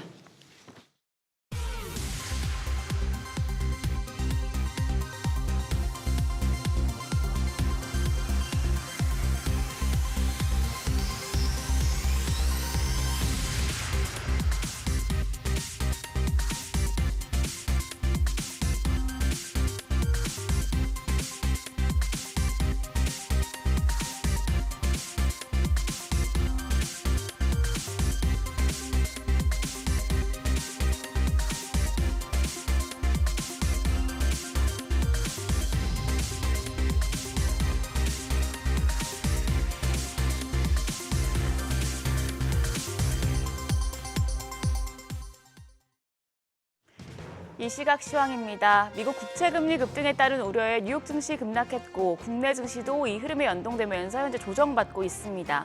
코스피가 0.57% 약세로 2,610포인트 나타내고 있고요. 코스닥도 0.58% 약세입니다. 현재 719포인트에서 움직임 보여주고 있습니다. 수급 상황 보시죠. 유가증권 시장, 오늘은 메이저 수급 주체의 양매도가 나옵니다. 외국인이 현재 766억 원 팔자 포지션 취하고 있고 기관 역시도 1,444억 원 매도 우위 기록 중입니다. 오늘은 개인만 홀로 2,544억 원 매수 우위 나타내고 있습니다. 코스닥 시장도 흐름은 대동소이합니다. 여기서도 외국인 355억 원의 매도 우위 기록하고 있고요. 기관 금액은 소폭이지만 팔자 포지션 취하고 있습니다. 개인만 홀로 402억 원 순매수 기록 중입니다. 이어서 업종별 등락률 상하이 업종입니다. 우선 항공과 생명보험, 화장품 업종이 상승률 상위권에 위치해 있습니다. 반면 에너지 장비와 서비스, 조선과 기계 업종은 하락폭이 큰 것으로 집계됩니다. 그럼 시장을 주도하는 테마 종목별 시세 체크하시죠. 오늘도 코로나19 관련주가 상승합니다. 최근 중화권에서 코로나19가 재확산한 데 가운데 지난 팬데믹 당시 방역 모범국으로 주목받았던 대만에서도 확진자가 급증하고 있다는 소식에 관련주가 영향을 받고 있습니다. 우선 신풍제약이 21.8% 급등하며 거래가 9,810원, 셀리드도 18.4% 시세 분출하고 있습니다. 거래가는 6,145원입니다. 더불어 진매트릭스가 7.5% 강세로 3,005원 기록하고 있고요. 큐라티스가 3.39%, K바이오가 7.46% 상승세 시현 중입니다. 비트코인 관련주도 강세 기록 중입니다. 비트코인 가격이 사상 처음으로 개당 11만 달러 선을 넘어서자 비트코인 관련주도 덩달아 오름세를 나타내고 있습니다. 비트코인 가격 상승은 미 상원에서 스테이블 코인 규제 법안인 지니어스 액트가 통과되며 상승세를 보여주고 있는데요. 관련주 내에서는 다날이 6.27% 오름세로 3,475원 선, 우리기술투자가 4% 가까이 상승합니다. 거래가 7,670원이고요. 더불어 T사이언티픽이 3% 가까이 오름세 기록 중이고 컴투스홀딩스가 2.3%, 위메이드도 1%대 강세 기록하고 있습니다. 항공주도 상승하는데요. 올 하반기부터 중국 단체 관광객 비자 면제가 한시적으로 시행되는 가운데 이르면 7월부터 중국인 관광객 6억 이빨이 돌아올 것으로 예상된다는 소식 때문입니다. 항공주 내에서는 경영권 분쟁 이슈가 있었던 한진칼 오늘 3.23% 오름세 기록하며 거래가 11만 4,800원이고요. 에어부산이 3.6% 강세로 2,125원, 대한항공이 4.1% 오름세 기록합니다. 거래가 22,850원입니다. 더불어 진에어와 티웨이항공도 오름세 보여주고 있습니다. 마지막으로 화장품 관련주, 달바 글로벌 상장으로 관련주 전반적으로 주목받고 있습니다. 화장품 브랜드 달바를 운영하는 프리미엄 비건 뷰티 브랜드 기업 달바 글로벌, 오버행 이슈에도 현재 시세 분출하고 있는데요. 70.4% 급등하면서 현재 거래가는 11만 3천 원으로 집계됩니다. 더불어서 화장품 관련주 내에서는 CNC 인터내셔널이 4.85% 오름세로 47,500원, 폴마홀딩스가 1.36% 오름세 보여주고 있고요. 신진 뷰티사이언스가 8%대 강세 기록합니다. 거래가 14,580원, 프롬바이오가 4.29% 상승하며 3,165원으로 거래가 집계되고 있습니다. 오늘 시장을 예상했던 대로 다소 부진한 흐름 보여주고 있는데요. 그렇다면 이번 주에 눈여겨볼 업종 어떤 게 있을지 그리고 시장 대응 전략까지 알아보겠습니다. 오늘은 SBS 비즈 5스타 이동우 전문가 전화 연결돼 있습니다. 안녕하세요. 네, 안녕하세요. 네, 현재 북미 전력망 시장이 슈퍼사이클에 진입하면서 K전력 기업들이 수혜를 받을 수 있을 것이라는 전망이 나오고 있습니다. 관련 내용부터 짚어주시죠. 네, 조선업 초호황에 이어서 전력 설비와 기기 시장도 슈퍼사이클 기류를 맞고 있습니다. 국내 전력기기 업계는 북미 지역의 노후화된 전력망 교체 수요와 트럼프 행정부의 에너지 비상사태 행정명령에 따른 신규 수요가 맞물리면서 슈퍼사이클을 맞이한 모습인데요. 미국과 중동의 수주 쌍끌이에 매출과 수주가 늘고 있으며 이런 분위기에 HD 현대일렉트릭과 효성중공업의 올해 1분기 수주 잔고는 19조 원에 이르고 양사 합산 기준 전년 대비해서 50.9%나 증가했습니다. 수주 잔고에 이어서 HD 현대일렉트릭은 평균 가동률은 95.9%, 그리고 효성중공업은 94.19%로 전년 동기 대비해서 모두 상승했고 중동 시장에서 HD 현대일렉트릭은 전년 동기 대비해서 매출액이 74.7%나 증가했습니다. 미국의 관세와 수주 증가에 대비하기 위해서 HD 현대일렉트릭은 1,850억 원을 투자해서 미국 제2공장 설립을 준비하고 있고 효성중공업은 687억 원을 투입해서 미국 공장을 증설하기로 하면서 초호황을 맞을 준비를 시작하면서 관련업 낙수 효과까지도 기대해 볼 수 있는 상황이라고 보여집니다. 네, 그럼 전문가님께서는 전력설비 관련주 중에서 어떤 종목 좋게 보시나요? 지난번에 관련주 탑픽으로 효성중공업과 일진전기를 좀 드렸는데 목표가 도달이 이어서 다시 한번 일진전기와 새 종목 산일전기를 드리고 싶은데요. 일진전기는 글로벌 유일하게 전선과 전력기기를 동시에 생산하는 업체로 작년 초고압 변압기 위주의 관련주 상승에 이어서 소형 변압기 관련주로 낙수 효과를 기대할 수 있는 부분이 있습니다. 지난 분기 발표된 해외 수주가 향후 2, 3년치에 해당이 되는 생산량에 대한 규모로 2분기 이후 실적 개선세가 본격화될 것으로 예상이 되고요. 증설과 신공장 가동으로 초고압 변압기까지 소화 가능한 상황이라서 26년까지 현재 시총 3분의 1 수준 4천억 규모의 추가 성장이 가능할 것으로 보입니다.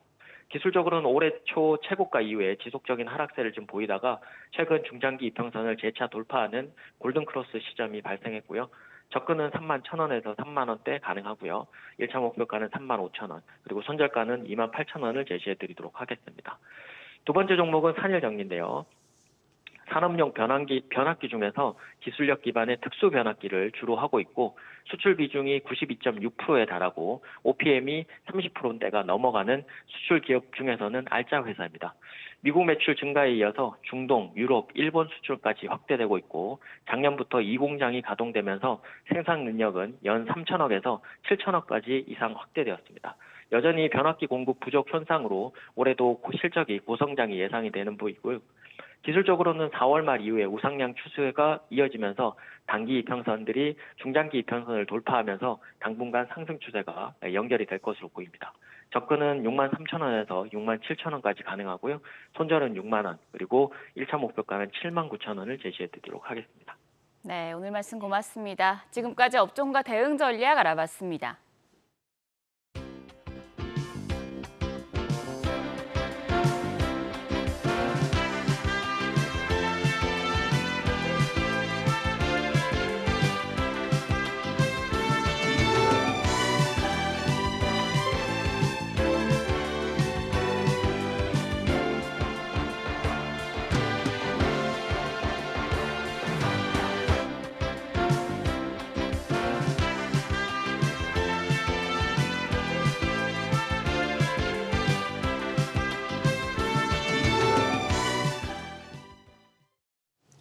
엔비디아 젠슨왕 CEO의 대만 행보에 연일 관심이 집중되고 있습니다. 아시아 최대 테크 전시회죠. 컴퓨텍스 2025에 참석하기 위해서 고향인 대만에 방문한 젠슨왕이 대만을 AI 중심지로 만들겠다고 공언했는데요.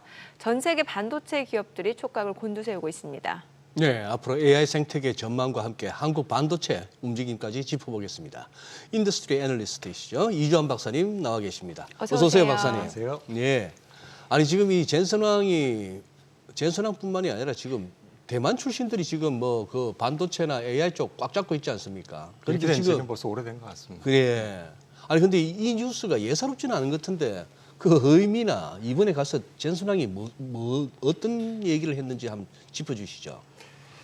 일단 젠슨왕이 네. 이제 컴퓨텍스에서 뭐 기조 연설과 기자 인터뷰 등을 통해서 했던 네. 많은 발언들이 있는데 사실은 비슷한 맥락에 다 연결이 되는 이야기들이었다고 저는 생각을 하고 있고요. 어떻게 보면은 최근에서 들어서 이제 트럼프 행정부에서는 지속적으로 미국 기업들 엔비디아라든지 아니면 대만 기업이지만 TSMC에게 상당히 많은 압력을 넣고 있었잖아요. 그렇습니다. 미국을 중심으로 생태계를 구축하라는 그런 압력들.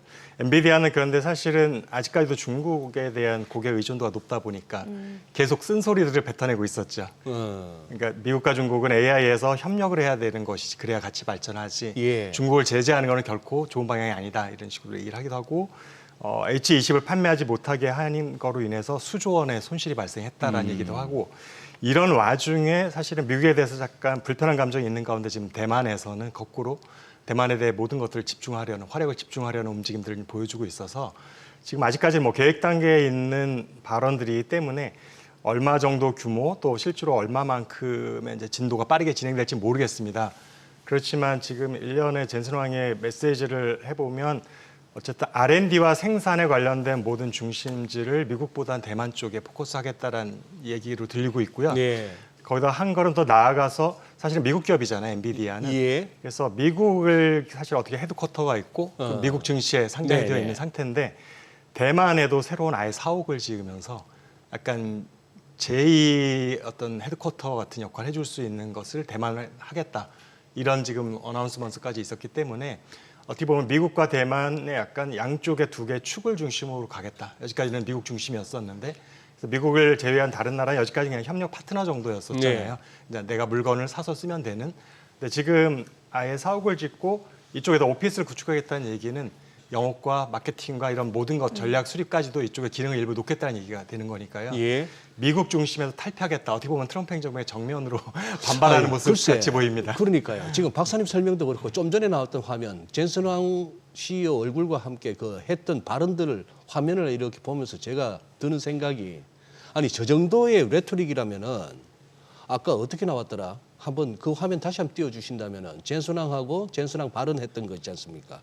저거는 뭐 거의 최상급의 이제 발언인데 그때 예 저거 보세요. 최첨단 산업의 중심이래요 대만이. AI와 로봇 기술의 진원지래요. 세계 최대 전자제품의 생산지고 반도체뿐만 아니라 서버 시스템 모두 현지화해서 그 위에다가 엔비디아 중심의 AI 생태계 구축. 글쎄 제가 짐작하는 바로는 저 트럼프 대통령 발끈하겠는데요. 저 양반 취임식 때 안 왔잖아요. 남들 다 왔을 때. 그때 중국 방문했던가? 맞습니다. 그때 중국의 상무고 고위를 그러니까. 만나고 있었고 아니 또 이렇게도 생각할 수 있잖아요. 저렇게 해서 생태계 싹 구축해놓고 뭐 전쟁 형식이 됐든 아니면 뭐 외교적 협상이 됐건 대만을 갖다가 중국이 날로 먹어버리면 그야말로 AI는 그냥 중국 손으로 넘어가네요. 이게 또 어떻게 보면은 이번 주 초에 어떤 일이 있었냐면은 네.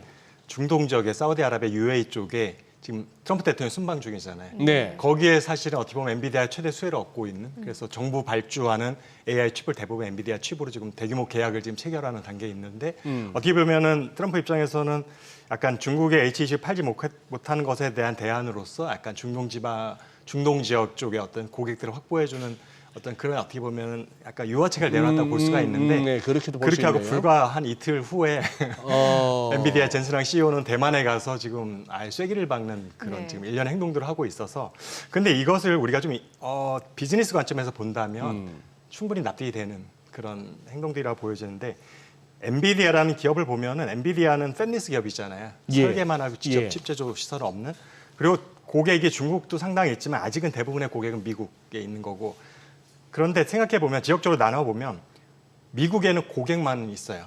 엔비디아 입장에서 보면은 그런 엔비디아 칩을 만들어주는 거는 TSMC에서 대만. 칩을 제조하고 그렇죠. 그다음에 그럼 후공정 패키지는 또 전 세계의 한 40~50%의 물량을 대만에 있는 ASE라는 세계 최대 기업이 예, 패키지 예. 업체, 후공정 업체가 있고 예. 그다음에 어쨌든 칩이 패키지까지 끝나더라도 이걸 고객한테 그냥 칩으로 주는 게 아니잖아요. 네. 데이터 센터 상태로 줘야 되니까 데이터 센터를 이제 조립을 해야 되죠. 렉 형태로 굉장히 대규모로 상당히 많은 엔비디아 칩세트를 쫙 쏘아가지고 그것이 사실은 대만의 폭스콘이 가장 큰 업체이고 네. 그러니까 결국에는 설계 부문하고 마케팅만 엔비디아가 미국에 갖고 있는 거지 네. 칩을 만들고 그다음에 그것을 패키징하고 예. 이것을 나중에 시스템 서버로 만드는 건 다 대만에 있단 말이에요. 그러네요. 파트너들이.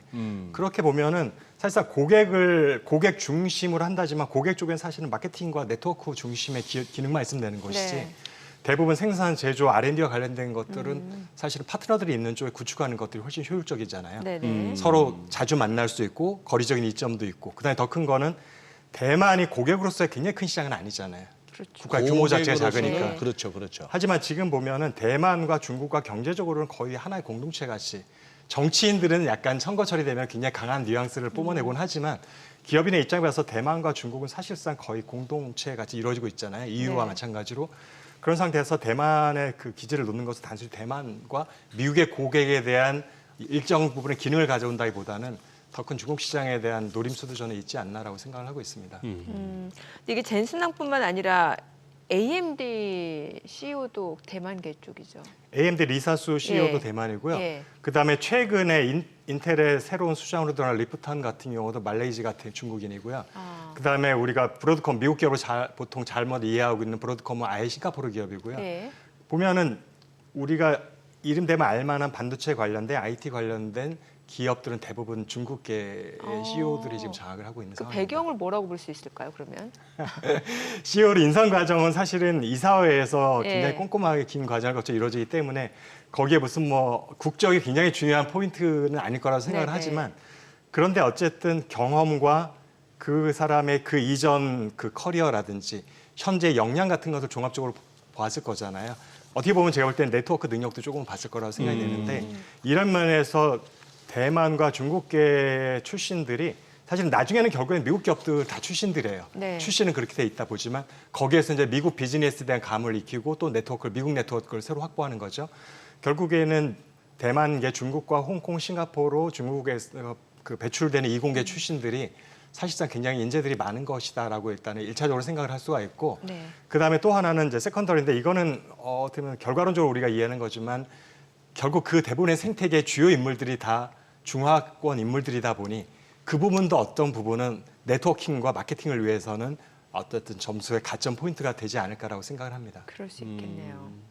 이 뭐 지금 우리 반도체 부분이나 AI 쪽에 이렇게 대만 출신 CEO들이 많고 인재가 많다는 거는 실제 현실적으로 그만큼 그 관련한 투자와 또 이제 거기 전공한 인재들이 막 쏟아진다고 봐야 될 건데 우리하고는 다르겠네. 우리는 인재를 얘기하면 이제 한국 같은 경우는 좀 아픈 손가락인 부분이긴 아픈 하죠. 손가락이죠. 근데 다 의대 가려고 하잖아요. 의대 네. 선호도가 너무 높은 게 네. 지금 한 15년, 20년 정도 됐거든요. 제 기억으로는. 네. 그래서 어떻게 보면은 이번에 굉장히 중요한 게 글로벌 공대 순위를 쭉 해보면 절반 네. 정도가 중국 쪽에 중국, 홍콩, 대만에 예. 다 있습니다. 싱가포르까지 포함했을 중국, 때. 홍콩, 대만. 나머지가 이제 미국과 뭐 유럽의 한 개 정도 네, 들어가는 네. 수준이라서 그러니까 글로벌 탑 클래스 공대 중에 한국 공대는 하나도 없고요. 이미. 네. 근데 중국과 그 주변국 같은 경우는 절반 이상을 차지하고 있는 상황에서 네. 더 중요한 거는 방금 언급을 하셨지만 한국에는 학생들 자체가 가장 이과 쪽에서의 두각을 나타낼 수 있는 잠재적인 인재들은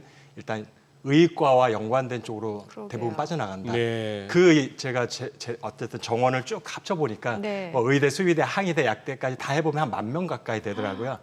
그렇게 보면은 이제 제가 사실은 어떻게 보면 한국 공대 R&D의 어떤 황금기 시절에 공대를 나온 네. 사람이잖아요. 예, 그 시절이 예. 그때는 어떻게 보면 전국적으로 봤을 때 2대 한 1000등 안에 드는 수재들은 대부분 다 공대를 갔었죠. 그랬죠. 몇 명은 물리학과 화과 가지만 맞아요. 그렇죠. 지금은 전 이과 중에서 최고의 두뇌 10,000명 정도가 바이오 의대 쪽으로 빠져버리고 그 이후에 학생들이 이제 공대를 노크라는 상황이니까 네. 일단은 대학에 들어올 때부터 경쟁력이 과거와는 굉장히 떨어져 있는 상황인데다가 현재 우리가 경쟁하고 있는 지금 언급드렸던 그런 중화권 나라들은 현재도 의대에 대한 선호보다는 공대에 대한 선호도가 굉장히 높은 상황이다. 그러니까 이게 앞으로 10년 후가 되면 더 이 갭이 벌어질 수도 있다라는 우려가 좀 있는 상황입니다. 그만큼 어떻게 보면 뭐 쉽게 말해서 돈도 되고 뭐 노후도 보장되고 하니까 이제 그렇게 되는 거 처우가 아니겠습니까? 좋겠죠. 처우가 다르니까.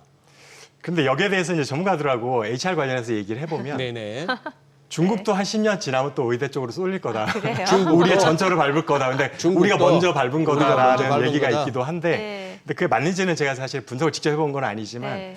근데 사실은 10년 후에 그렇게 될 거라고 저는 그렇게 생각이 되지는 않고 아니, 실제로 왜 중국의 성형외과 의사가 부족해서 우리나라 성형외과 의사들이 그쪽 가서 수술하고 오는 경우 많다고 하니까요. 예. 의사가 부족한데도 여전히 공대 선호가 높기 네. 때문에 한국과는 좀 다른 방향으로 갈 거라는 예. 생각이 들긴 합니다.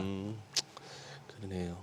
아니 지금 이제 젠슨왕 이런 깜짝 발표가 나오니까 뭐 전 세계 반도체 기업이 관심을 가질 수밖에 없고 촉각도 곤두세울 수밖에 없는 상황인데 이제 엔비디아와 누가 어떻게 협력을 하느냐에 따라서 이 거대 AI 기류에 같이 편승할 수 있을지 여부도 관심이 되고 있는데 젠슨왕이 이번에 그 사실 뭐 직접적인 밸류체인 우리나라 기업하면 SK하이닉스잖아요. 그 SK하이닉스 부수 찾아갔다면서요. 거기 뭐 일단 굉장히 훈훈했다는 네. 것으로 지금 네. 사진도 같이 찍고 네. 결국에는 HBM이 아직까지는 SK 하이닉스를 배제해서는 도저히 엔비디아가 원하는 칩들을 구할 수 있는 공급받을 수 있는 방법이 없기 때문에 그렇죠. 하이닉스랑 끈끈한 관계는 한동안 계속 지속될 거로 보고 있고요.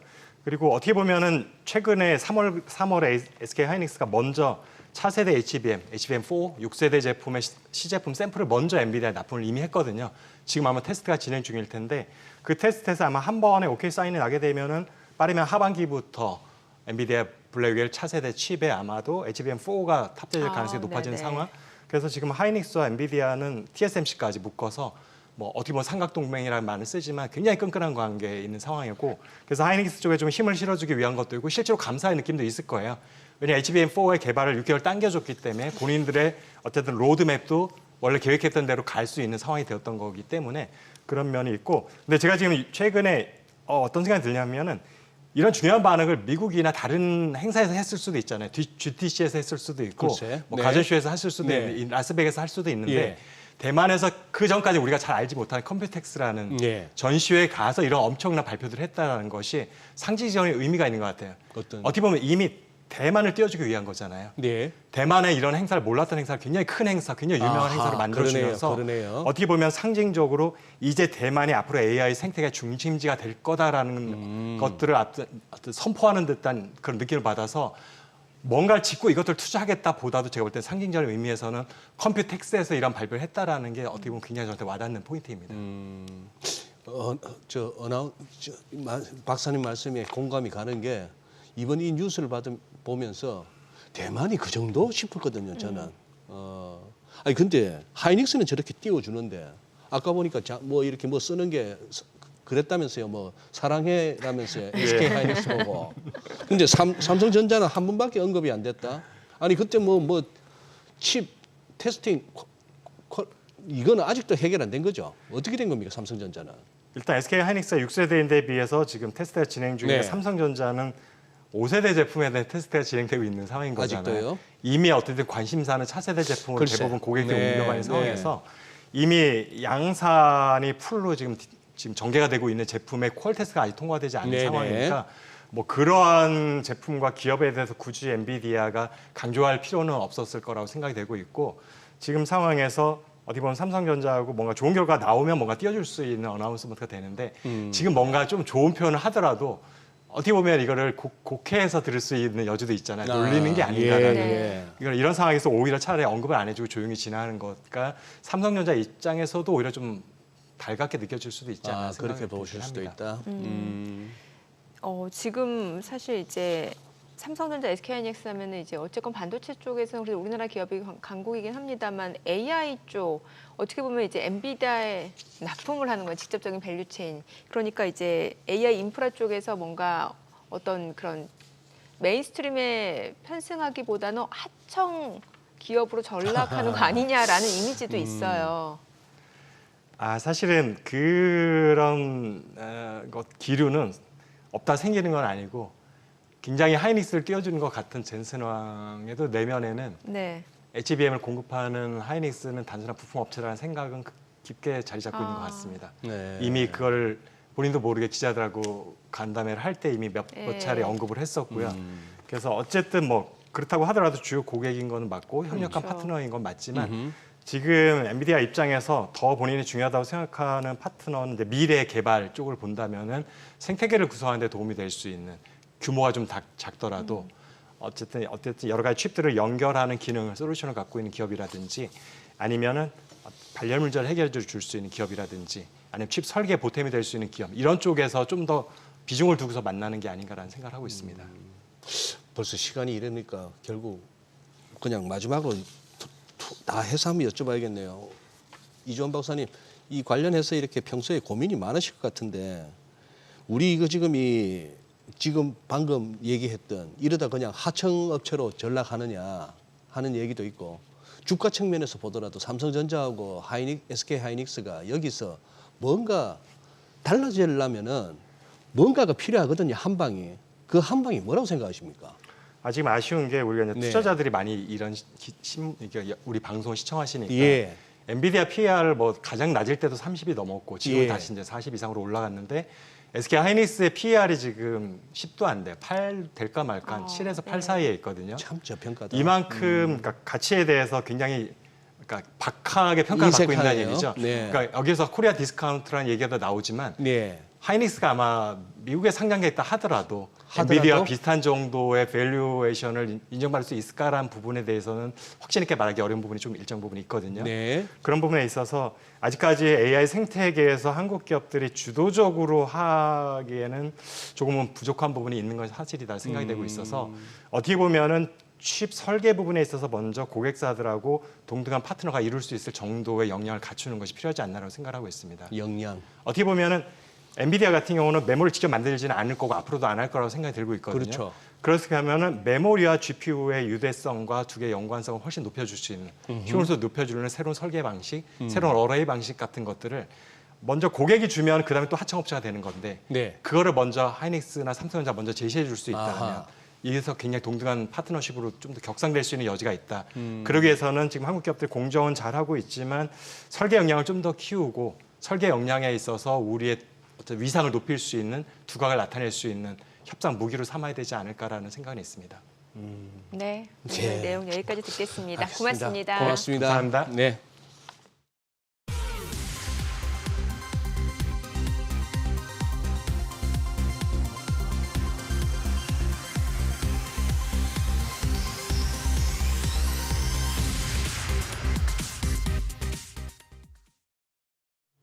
네, 오늘 뭐 양시장 아무래도 미증시가 떨어지다 보니까 그 영향이 있을 수밖에 없었는데 그래도 이 정도면 잘 버티는 것 같다는 생각이 드네요. 그러네요. 네. 생각보다 견조하다는 느낌이 개인 듭니다. 투자자분들도 많이 사고요. 네. 네, 저희 방송 중에 전해드린 내용과 관련해서 모든 투자 판단의 책임은 투자자분들께 있다는 점 알려드립니다. 네, 세상의 모든 돈 되는 정보 머니쇼. 오늘은 여기서 인사드리겠습니다. 여러분의 모든 경제 SBS 비즈가 함께하겠습니다. 저희는 내일 오전 8시에 찾아뵙겠습니다. 고맙습니다.